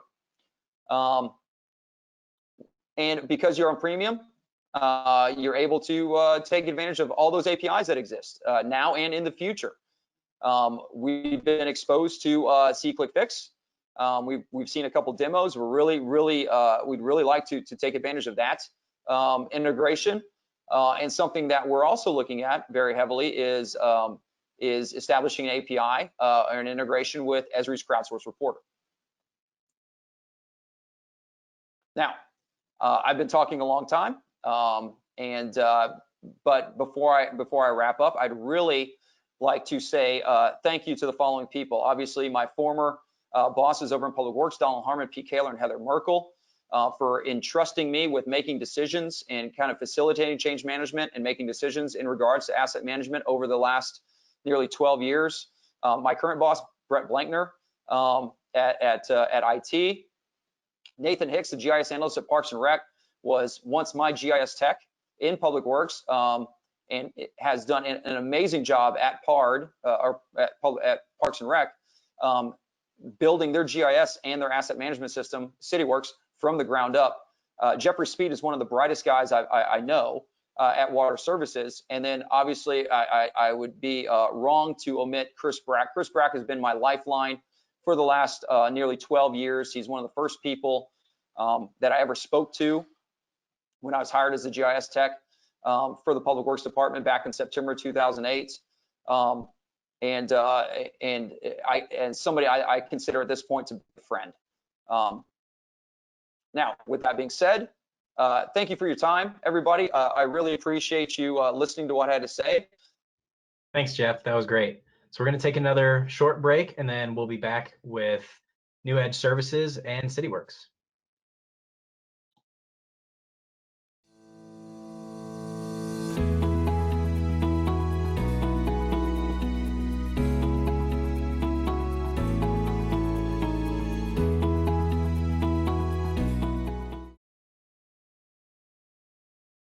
All right. If everyone's back now, we can move on to NewEdge Services with Laura Carr. Hi, good morning, everybody. How are you? Let me make sure that I have control. There I am. And we're working. All right. Thank you guys for having me today. I'm super excited to be presenting to you guys today. Would have loved to have been doing this in person, of course, and being able to talk with you and see you. But the really nice thing, though, is doing this from home is that you get little messages, if y'all can see that, from your children wishing you good luck on your presentation. So that kind of calmed the nerves a little bit and really helped out. But hopefully we can all get together soon and see each other again. So today I am working with you guys, or talking with you guys about what to expect when implementing. So I've been implementing Cityworks for about 11, 12 years now. And I have recently changed roles at NewEdge Services that I'm now doing more of a sales versus a project management role. So I thought before all this implementation knowledge left my head, it would be a good time to pass it on and do a short presentation for you guys, and just giving you some tips and tricks on maybe what you can do prior to an implementation or during an implementation, just to help you through the process. So we're going to start this off with a poll, and Cindy is going to be switching out over to the poll. Hopefully this works, fingers crossed. And really the poll, the first question is just, are you thinking about doing an implementation? That could be a new division or a department. You could be starting from scratch. You could be bringing on PLL, or if you're just good where you are with Cityworks and you're not thinking about doing anything. And we'll give everybody just a few seconds to answer that question.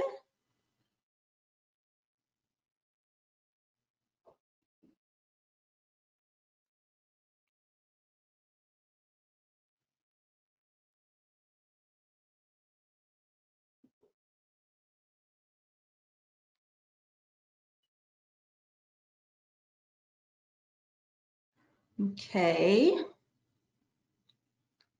People still putting in responses?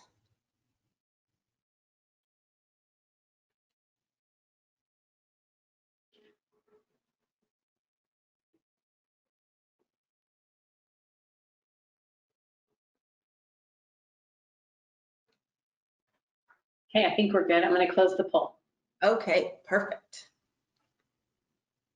Perfect. I don't know, did we get, I didn't see a results page. Maybe you can see it, Cindy. Let me know. Sorry about that. I probably closed it too soon. 49% say new division or department that will use Cityworks Server AMS. 14% say new division or department that will use Server PLL. And 47% say we are good where we are. Ah, okay.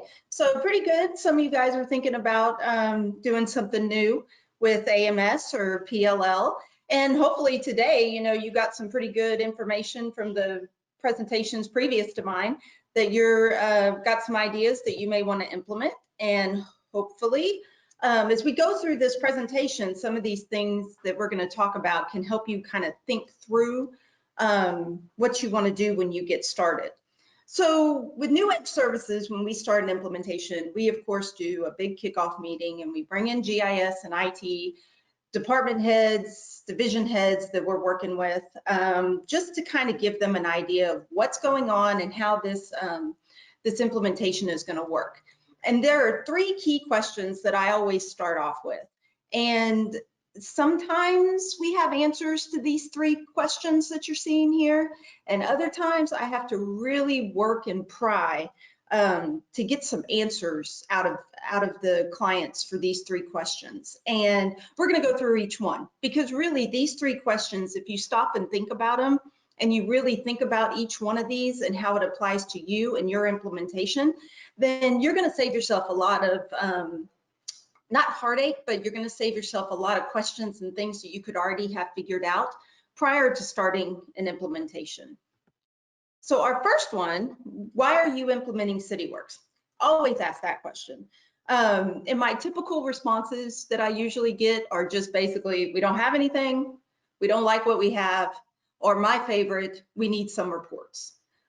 So those are pretty darn generic. And if you're doing implementation internally, or if you're having a third party vendor do your implementation or implementation partner, these are extremely generic and they really do not help us get prepared for your implementation. So instead of answers like this, what I really try to pry and pull out of my clients are answers that are more like this. You may not have anything, but now you're needing a system that can track, work activities, okay? We don't like what we have, but instead of that answer, a better one is, our current system doesn't allow us to schedule preventative maintenance or do scheduled work orders, those kind of things. Instead of just need reports, you could come back and say, we need a detailed sanitary sewer overflow report, or the EPA is requiring that we do A, B, C, and D, and we need to be able to generate these reports. Because really with these three answers, or those kind of more detailed answers, that helps us configure Cityworks in a way that you're going to be able to accomplish those things and the why you're implementing Cityworks right off the bat. Okay. The second question that I ask, where have our previous systems failed? So even if you are pen and paper, or you're using another third-party system, whether that could be internal or external, I always want to know why. Why are we moving you off of it? Why did it fail? And some of the typical responses that I get are just, we did it ourselves. We didn't know what we were doing. We didn't have enough training. We didn't have support. We had scheduling issues. And maybe it was all of those. I've had clients that, all those things got them into trouble when they were doing an implementation. So I have another poll, and Cindy's going to do that here for me. That basically I'm asking you, have you encountered any of those issues when you've been doing an implementation? And of course I added the answer that nope, it went beautifully and we didn't have any issues, because I'm curious about that as well. So we'll give everybody a few seconds to answer that.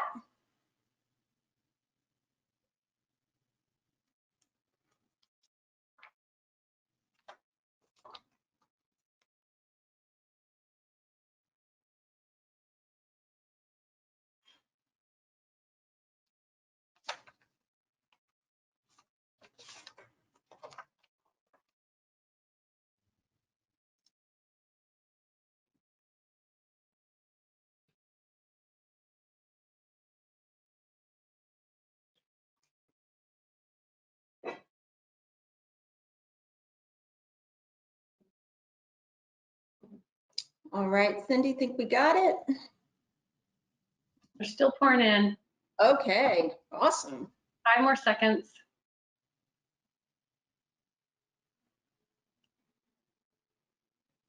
Okay. Let me share that. There we go. All right. Oh, more than I expected, actually, that we did it internally, that they did it themselves. Not enough training. Yep. And 14% of y'all, it went beautifully. All right. So headed back to my presentation. So we're going to kind of go through each one of those, because really these responses on why our previous systems have failed can really, if you think about each one of these things and why, and really kind of sit down and discuss it, then you can not let history repeat itself, kind of thing. So for example, with let me get my control back. There we go. We did our own implementations. Well, a lot of times what I see when clients do their own implementations is that they do not bring in the experts, whether that be internal or whether that be external.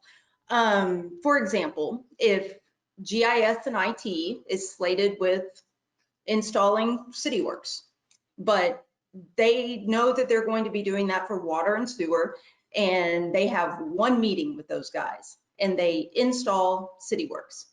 Well, you haven't really explored very much with your experts that are going to be using the software. So you don't really know how to configure it to match their workflows and how they operate, and vice versa. If you're in permitting and they're like, oh, we have this great software system called PLL and we want you to implement it and we want you to install it. If you don't bring in GIS and you don't bring in IT, then once again, you have no idea how this software system is going to tax your servers, your network, how you're going to get it to the guys in the field. So once again, bring in your experts, bring in those people that you know that are going to be using the software and are going to maintain and administer the software as well. Including your division personnel. If you bring in your experts and you bring in those people that know the software and they know the workflows and what they're going to be doing, then you're already starting to build communication. You're already starting to work with your users on how they're going to use the software and how it's going to be maintained. And those things aren't figured out later in the implementation. They're figured out even before you sign a contract or an RFP or release an RFP. The third one is really important. And once again, if we were all together, then this would be really applicable, because what I see a lot of times is that, they want to implement another division or department like plants, but they don't know where to start. There's a lot of Cityworks users out there that use Cityworks to maintain plants. They're in their GIS, they're in their Cityworks application. So really tapping into those resources outside of your community to understand what they're doing and how they're doing it, you can really get a lot out of that. Now, I should have really bolded and put in red and made it like 4 times larger, is the not enough training, because I hear that a lot, and it's a big failure for previous systems when I'm bringing people off of a third-party system into Cityworks, no matter what it is, if it was homegrown, whatever. It's always, we didn't get enough training. And a lot of times is the training plan is not discussed, and what the expectation of the training plan is not discussed, either at a kickoff meeting or even before the kickoff meeting. It's not really thought about, and it needs to be thought about, because no software is going to get off the ground and be useful unless your users are trained on how to use it from the bottom up. From the bottom up. If you're expecting field guys to go out there and input data, they need to be trained. Don't rely on a supervisor or somebody to train the trainer kind of thing. Get them trained initially. And sometimes that comes into budget, okay? But if you can budget for that initial group of training and then also continued training, because when you start a software system, that initial training before go live is pretty much just getting you off the ground. I mean, when NewEdge goes in, and we're doing training and we're training users, a lot of times we're not going into the nitty gritty of creating inboxes, redlining, those advanced topics that are in Cityworks. Instead, we're just like, this is how you do service requests, work orders, and inspections. Just to get some good data into the system and knowing that the users are trained and that they know how to do that. Because then if you have a training budget and you've put in your budgets for 6 months from go live, every year after go live that you have continued training, then you can come back and you've got good data and you can look at reports, you can look at inboxes, you can look at EURL, you can look at all of those things, especially that Longview and Rockwall and College Station and even Independence we're talking about earlier. But you've got to have good data in there. Even if it's a new department that's coming in, you want to make sure that they've got their training budgets approved and ready to go. And one thing that I see a lot is that, and we have to get pretty strict about this with our clients, is that you allow and give your users time to come in and participate in that training. Now, we understand if a water main breaks or something like that, and we lose our class because they've got to go take care of that, that's one thing. But if they can't come in just simply because they don't have the crew or they have to serve, they have to do that time, then they're losing that valuable training time. So you have to give them the time to participate in the training. And I spent a little bit more time on that bullet than I wanted to, but it's pretty important. It's really important, and it's really important that you keep that training budget going year after year, because people change, personnel change, all that good stuff. A lot of things that were discussed in the previous presentations also was upper level support, and just getting that support from directors, supervisors, assistant city managers, even if you need to, because really when you have that support from the upper levels, you don't run into that do we really need to know this attitude. And it's happened, and it does happen. I mean, you have a lot of guys out there that they've been doing the same field jobs forever, and this is a new change for them. And if they don't have to learn it, or if they don't think they need to learn it, then they'll fight you on it. So having that support and just that, it's time to learn this. This is the way things are going to go. And then once again, vice versa.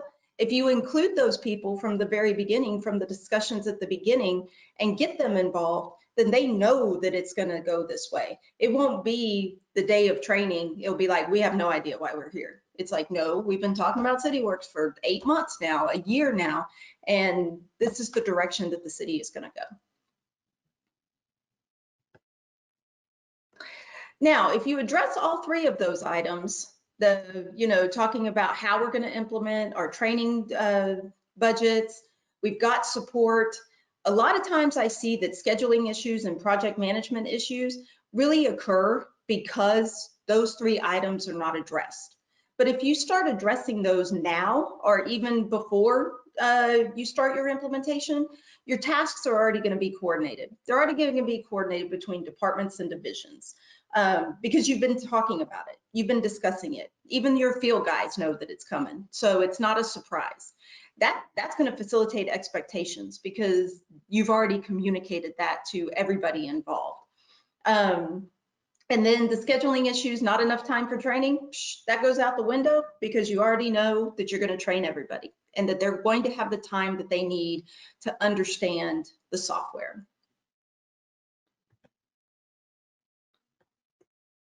So that third question I ask, it's like, okay, so what is your vision? We've talked about the why we're implementing, but now I want to know what the vision is. And kind of what I see the difference between those two when I ask that question is the why we're implementing is taking care of an immediate need. We need to track the work that's being performed because we haven't been doing that. We need to generate reports because we got the EPA knocking on our door and we need to do some work for them. We need to be able to generate reports for them. Expense reports. We need to be able to do that because we don't know what we're spending, in a fiscal year. Those are immediate needs that when you go live, those are going to be addressed.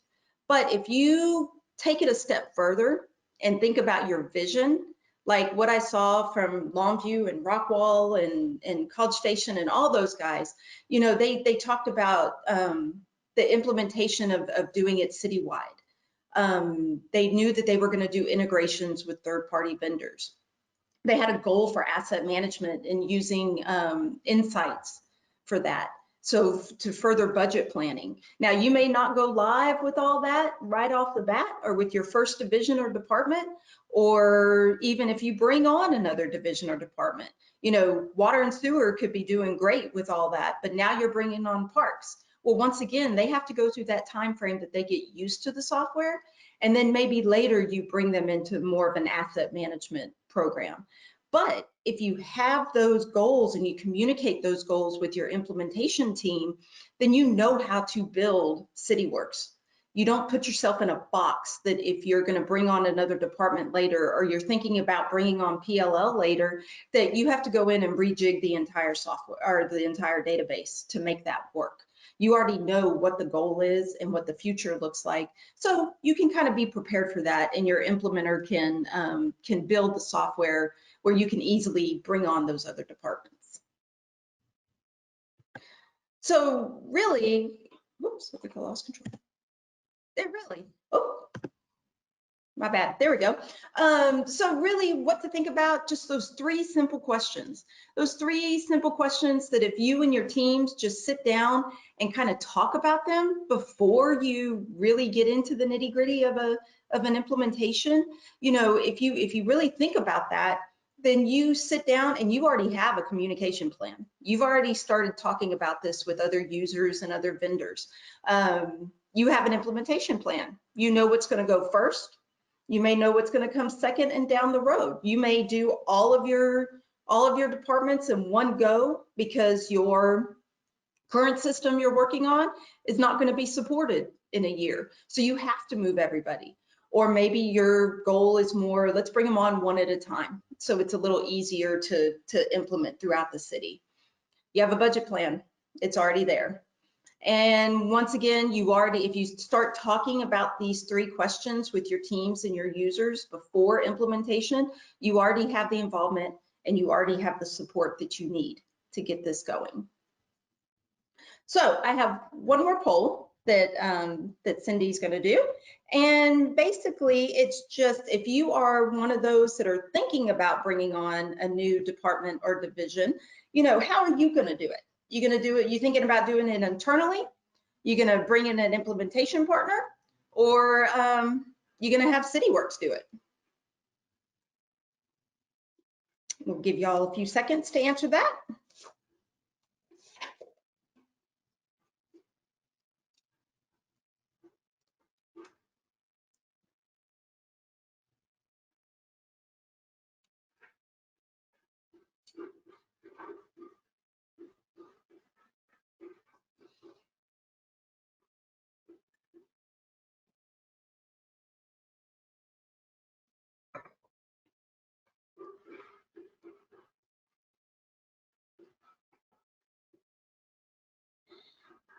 All right, should be getting close. There we go.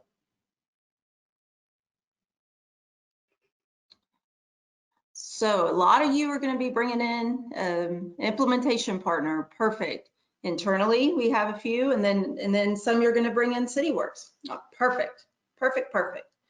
So really what I want to talk about then is just some of the things, just some experiences that I've had that really, no matter if you're doing it internally, hiring an implementation partner, or talking with Cityworks, there's a few things that you might want to start that you should be working with your partner on.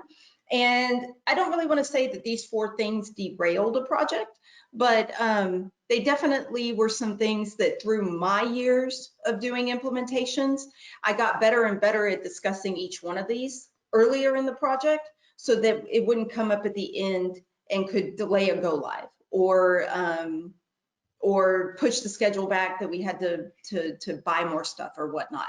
And the big one, which has got the biggest piece of the pie in that chart, is if you're doing a field deployment, start your procurement process ASAP.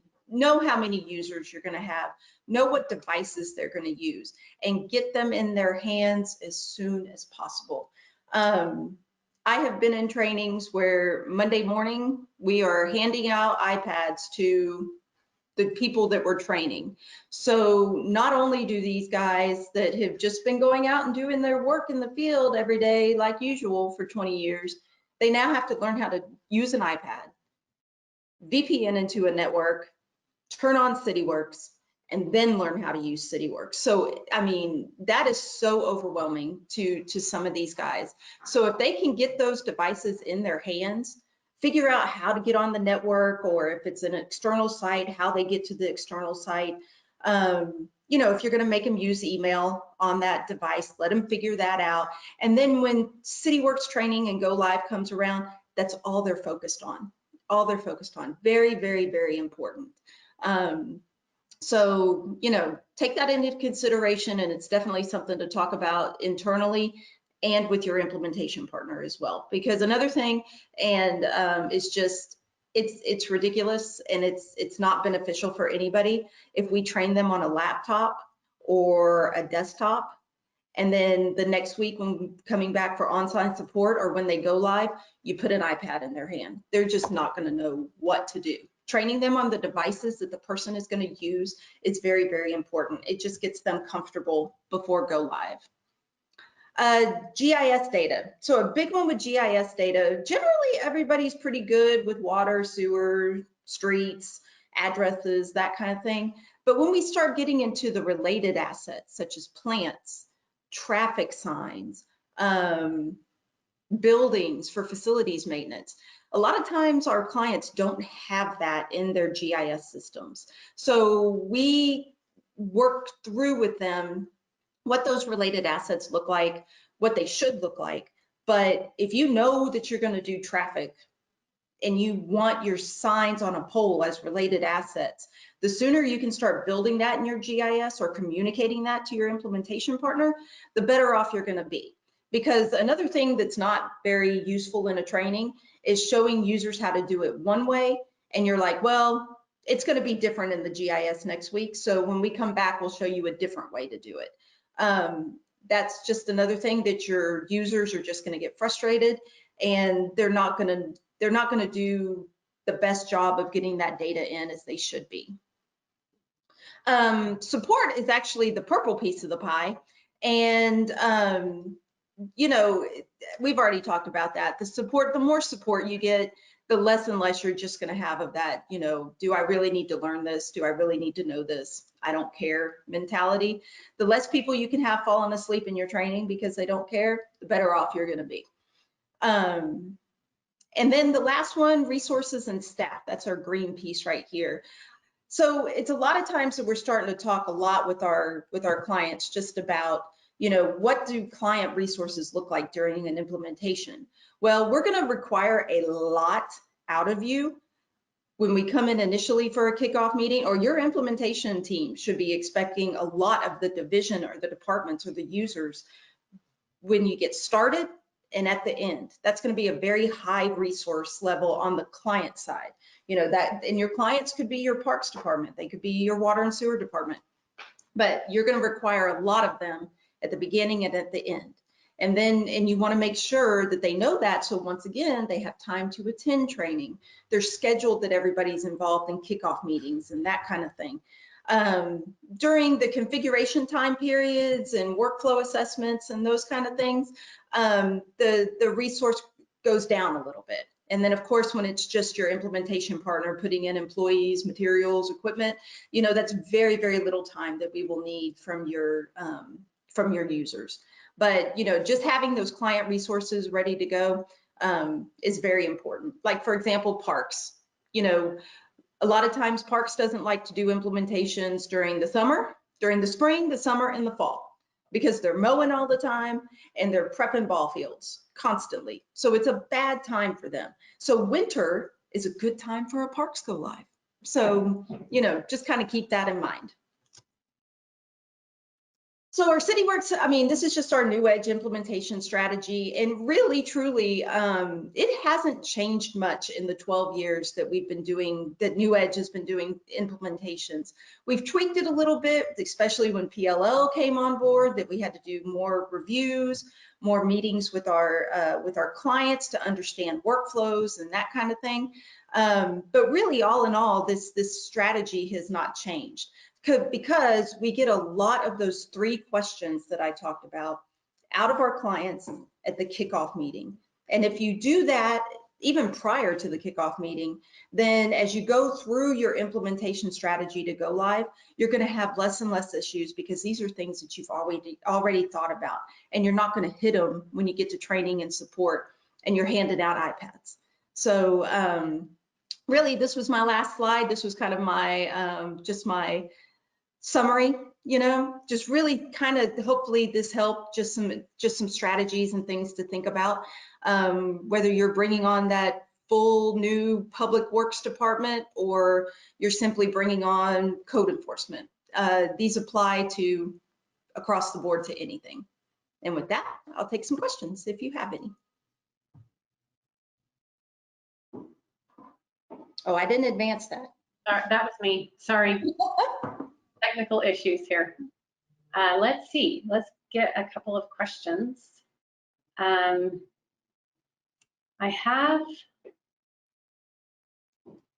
I have my GIS data, but what can I do to make sure it will work with Cityworks? So Cityworks is unique in a way with other systems, in that, you know, we can really read any database, any configuration of database that you have, your attributes, your schema, that kind of thing. Cityworks can work with that. The big thing that we always talk about with our users is unique IDs, and you've got to have something that's unique to each of the features in your database, because that's really the communication between, so that you can click on a feature in the map and see how many work orders, service requests, inspections are attached to that. And you know, so we talk a lot about unique IDs and just making sure that those are set in your database. Okay, great. Let's do one more question. Would you recommend a phased approach or doing all divisions/departments in one project? Well, we've done both. And, you know, it just really depends on how you want to tackle it. You know, I definitely would never recommend doing PLL and AMS at the same time. I think my first PLL implementation, I did them both in a month, and I thought I was going to die. But, you know, AMS, I would do all of your AMS first and then your PLL. And maybe if you're doing your PLL implementation, you know, you can look at doing a code first, a P&Z later, building permits. You know, there's a lot that goes into a PLL implementation, and it's kind of easier to phase those out. But an AMS implementation, it's really more about how many users you're going to have. So if you're ready to launch AMS for 100 users and you're prepared, then you can do that.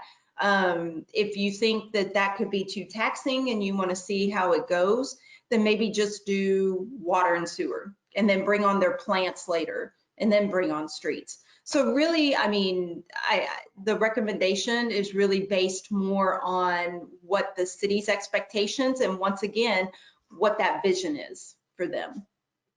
Okay, great. Let's do one more. This is coming in. Let's see. What is your view on cloud hosting and why? I love it. That's from George, by the way. That's from who? From George.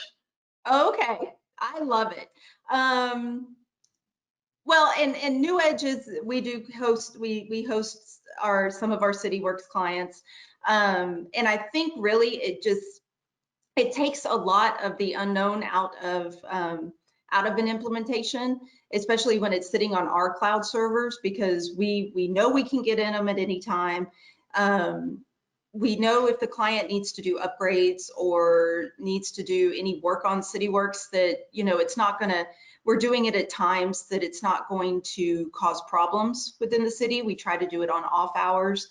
I think it makes an implementation go a lot easier, because we're not relying so much on the city's IT and GIS. We're relying on it more ourselves. And I think that also helps us in the long run with support for our clients, that we can quickly and easily get on their servers in our cloud and fix any issues that they might have. Awesome. Okay, I think that wraps it up. Bradley, are you there? Yeah. Laura, thank you very much. That was great. So before we move on to the Cityworks content, I do need to provide a quick disclaimer that the information provided here is intended for information purposes only and may not be incorporated into any contract. With that said, I will pass the time over to Mitch Otteson.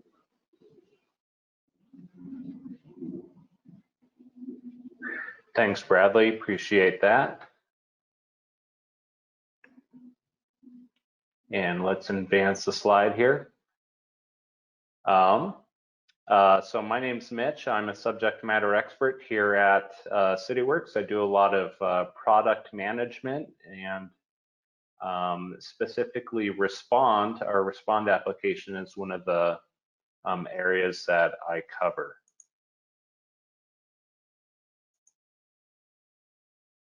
So before I talk about a new capability that's coming to Respond, I wanted to give you guys some context.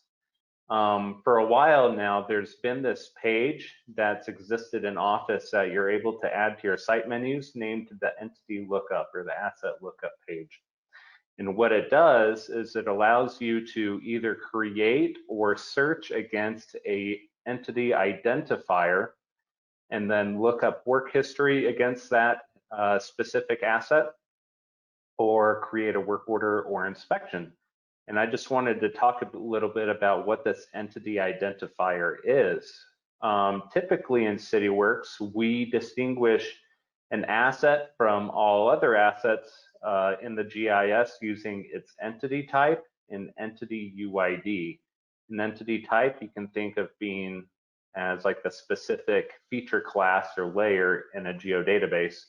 And then an entity UID, like Laura was talking about, is that text unique identifier that is separate from the system level object ID.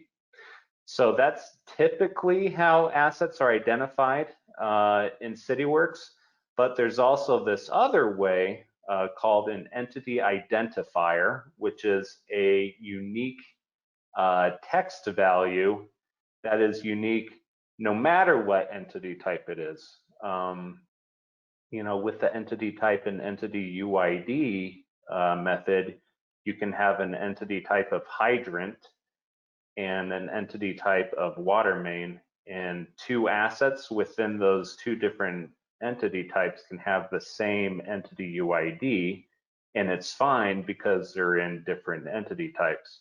Well, an entity identifier has to be unique no matter what entity type that asset is in.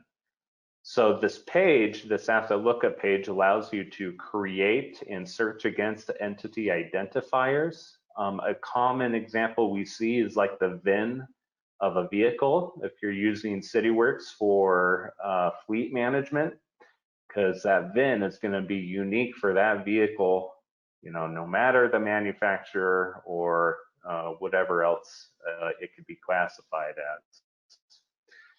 So with that context in mind, I would like to talk about this new capability that's coming into Respond. And I have a little video demonstration here.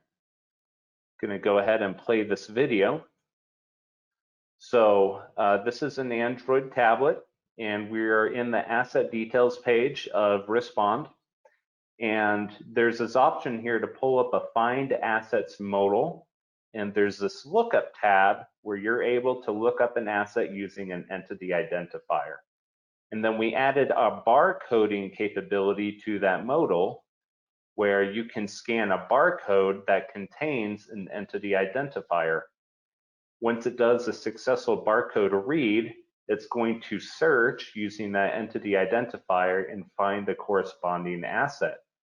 Once you have found it, you can hit select and they'll add it to the asset details modal. From here, you're able to do a myriad of things, including viewing the attributes of this asset.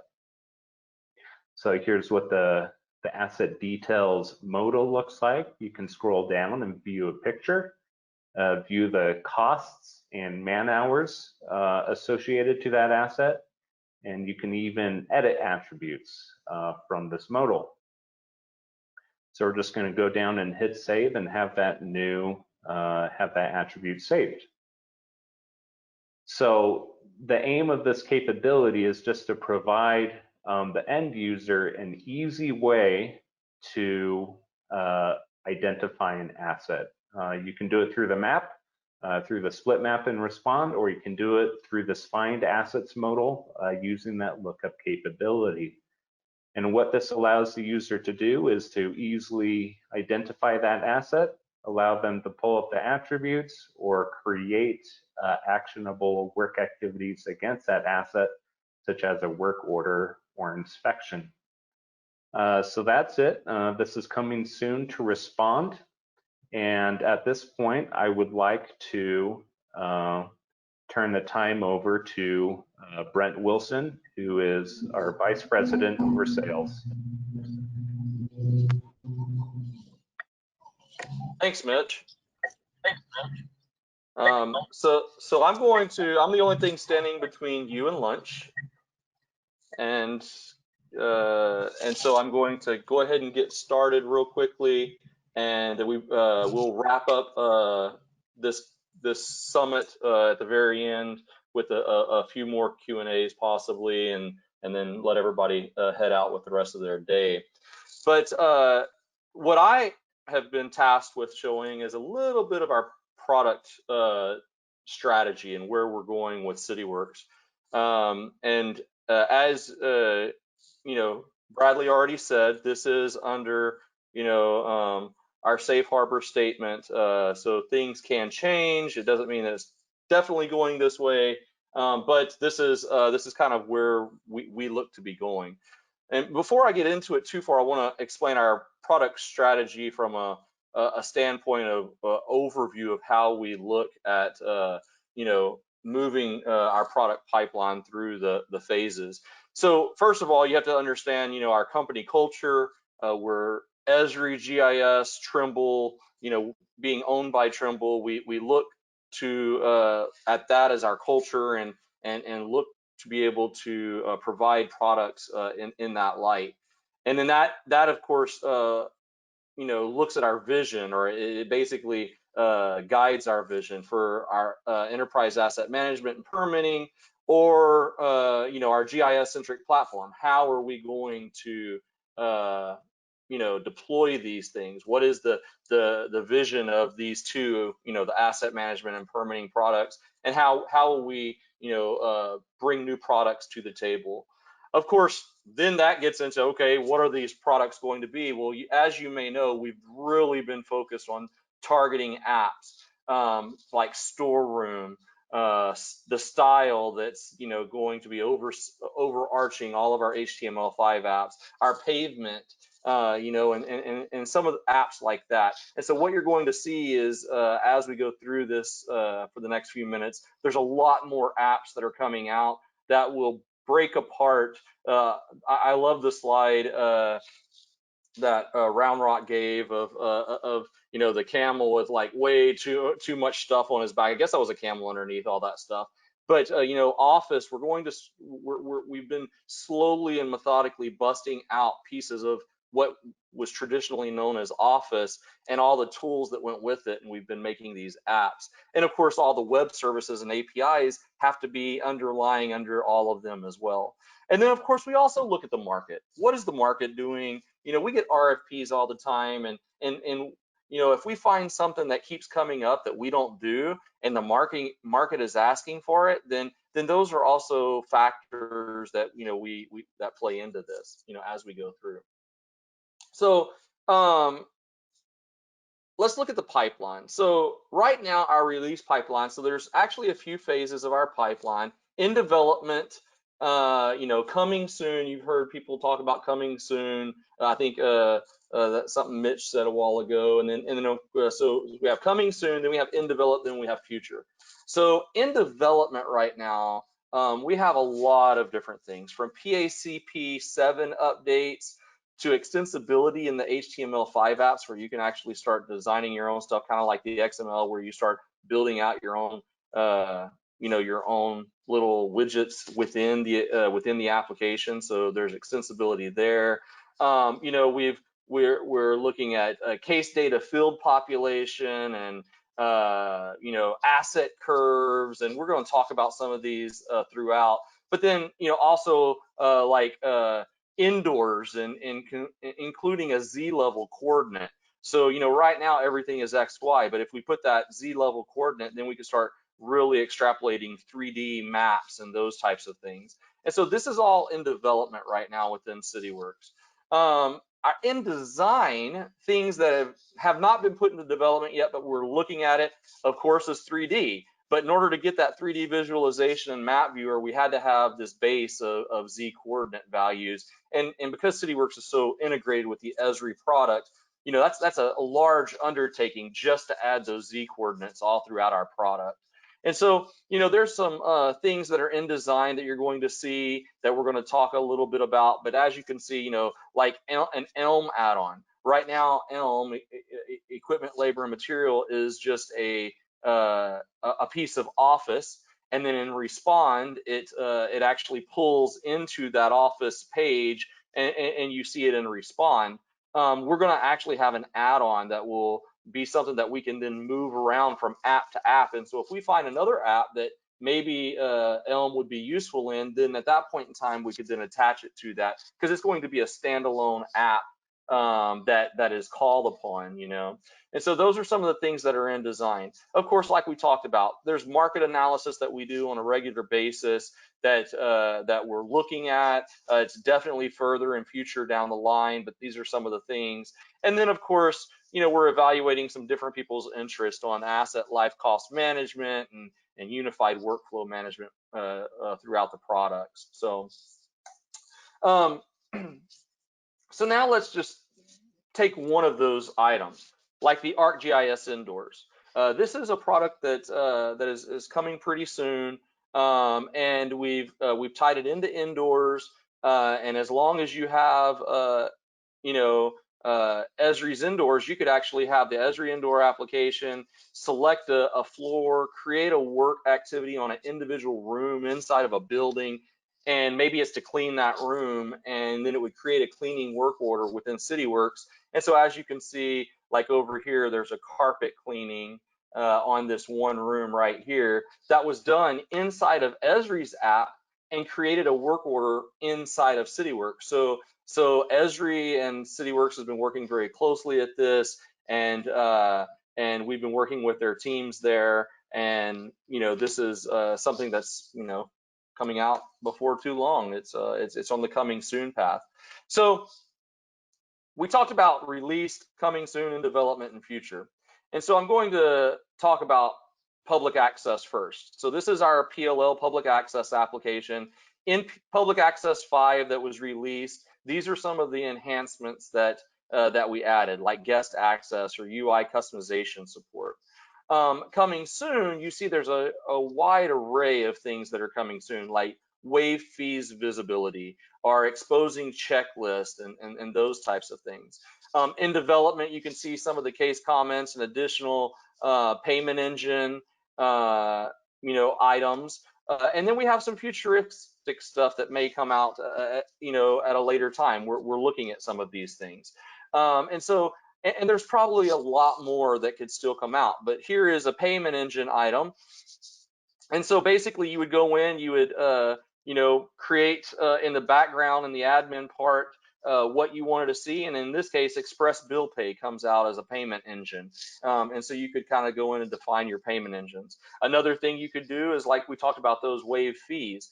Right here in the public access piece, we've added that ability for, you know, the client to see what fees you're going to waive for them. So another app is Storeroom. And so I can't talk about all of the different things that we're doing in the 15 to 20 minutes that I have, but just to kind of give you an idea, you know, dashboards, queries, new search functions, improved UI, improved navigation in Storeroom. Storeroom has had a whole lot of things that we've been working on, that we've done to it. Because, you know, we know that there's a lot of items that clients would like to see. And so, you know, attachments, signature capture. And so here's a signature capture that we'll have inside of our Storeroom in the you know, the coming months and in years. Once again, it's a in development type of thing, so we don't know how long it'll finish before we release it, but it is out there and it is coming. So just know that we are working on these things, and you will be able to see them. Respond. Now, you know, a lot has been talked about even today about Respond. Respond has gotten a lot of attention. A lot of people are moving towards it. It's, you know, it's very easy to use. It's very flexible. In the different releases, we've had, you know, different enhancements. From, you know, split screen mapping to, you know, just all kinds of stuff, map resizing, those types of things. But we have a huge development cycle and coming soon cycle with Respond. I mean, in fact, so much that we're not even going to be able to fit everything onto the page. But like like Mitch was saying, barcode asset lookup, additional JavaScript map widgets, PLL flag notifications, apply to all editing would be a future enhancement, and then of course that extensibility model. All of these things are being looked at, and as you can see, we ran out of circle, so we can't put any more, but there's just a ton more things that we are looking at with Respond. Here's actually the dashboard that's coming soon, and so you see that a lot of the pages are a lot of the panels are color coded. It just helps it bring it to life a little bit more, as well as embedding even Esri's ops dashboard from an HTML widget that's built into the dashboard as well. So dashboard design, searching on attachments. I find this one I think this is going to be very helpful to be able to search attachment tags, and that way that you can find the attachment you want, especially if there's a lot of attachments on any given PLL or work order screen already.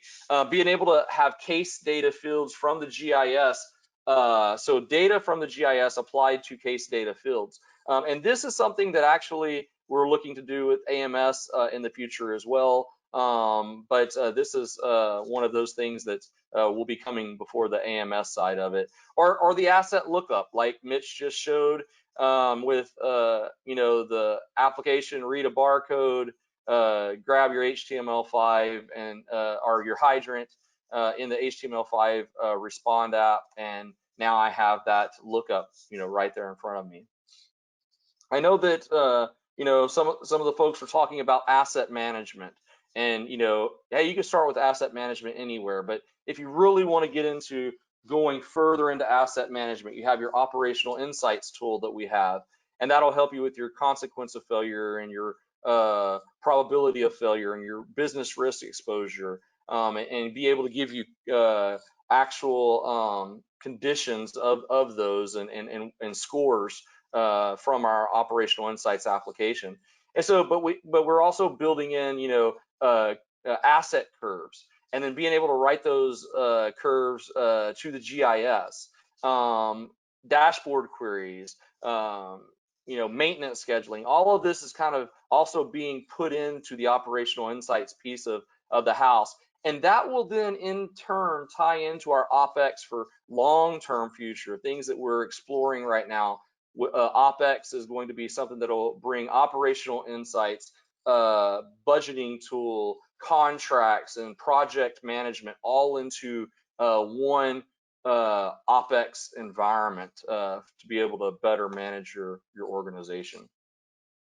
So these are some of the views of some asset curves, from operational insights.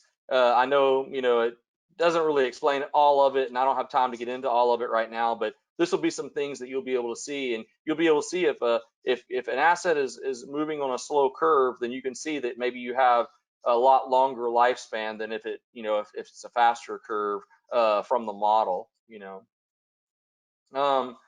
Native apps.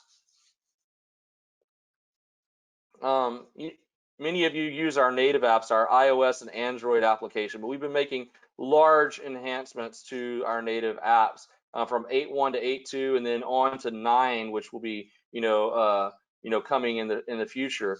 There's enable sync from activities, field support for ArcGIS indoors, which we talked about, displaying requester fields, and then of course all of these other things that we want to put in development, like project tracking and contract line items and PLL violations. The list just goes on and on. As you can see, we ran out of circle to kind of show you that. So there's a lot there that's coming out in the future. We talked about the Elm and how we have Elm for Respond now, but we're actually building an app that will be out there. So everything is in development right now. There's a ton of things in development for the Elm app. And it will be something that I think organizations will really get a lot of use for. And we're going to have APIs to support it, FEMA support, layout support, so you can go into style and lay it out, kind of like what the Round Rock folks were showing in their demonstration. And so there's a lot of different things that you'll be able to have, layout preferences for different groups. These are big items that will be coming out. Many of you know we've had for many years a application called Designer, and it's been in the Office, but we are removing it from Office and making a application called Admin. So Designer in the future will be called Admin. It will be an app, and so we have the first iteration of this app coming soon. And we have some other things in development, but we know there's a lot more that's going to have to go on. So Designer's not going away. Don't get worried. It's not going away anytime soon. But the app will eventually equal all of the functionality in Designer and then more. And so at that point in time, then you probably won't even want to use Designer anymore, because Admin is going to be an HTML5 app that you can have responsive design and do it on your tablet or wherever. And then we talked a little bit about the OpEx, and I think this is my last one, but we talked a little bit about OpEx throughout. And right now in development is the project manager with contracts, inspections and PLL case tracking, those types of things. But over time, OpEx is going to do so much more. It's going to have built-in dashboards. We're looking at Gantt charts to be able to project out your projects and be able to see how they are working. Adding in our performance budgeting tool into this overall aspect of the OpEx environment, so that you can start looking at budgeting and those types of things. And of course, having it with public APIs so that you can build integrations to it and bring data in and out and be able to actually manage data in a new way. We're really excited about the vision of OpEx, and I just think that there's going to be a lot there that you'll want to look at in the future. So with that, Cindy, Bradley, I think that I don't know if we're opening it up for Q&A for the whole day, but I'll let you guys take over. Thanks, Brent. There is one question. I'll go ahead and read it, and then Bradley's got a few things he'd like to wrap up with. One of the questions is, will signature capture be available in other areas eventually if it works out in storeroom? Well, we have signature capture currently in Respond for inspections, in asset inspections, as well as in asset management inspections, as well as tasks within a PLL. So Respond already has signature capture, and this is just actually deploying that. It's been very successful in those two applications for the people that are using it. So it's just expanding into storeroom. Will it expand to more places? I'm not real sure. I personally don't know if it'll expand, but just because it's already expanding to storeroom, I'm sure it will in the future be expanded into other areas of our HTML5 apps. It is something that it is required that you be on an HTML5 app Office. We have not been able to figure out how to put it in there. So. Okay, thank you so much, Bradley. Brent, thank you very much. Thank you. Thanks everyone for joining us today. If you saw anything that you want more information about, please get in touch with your CSM. Please get in touch with your salesperson. If you want to get in touch with your neighbors, let us know. We can make that happen, or any of the presenters that you saw today.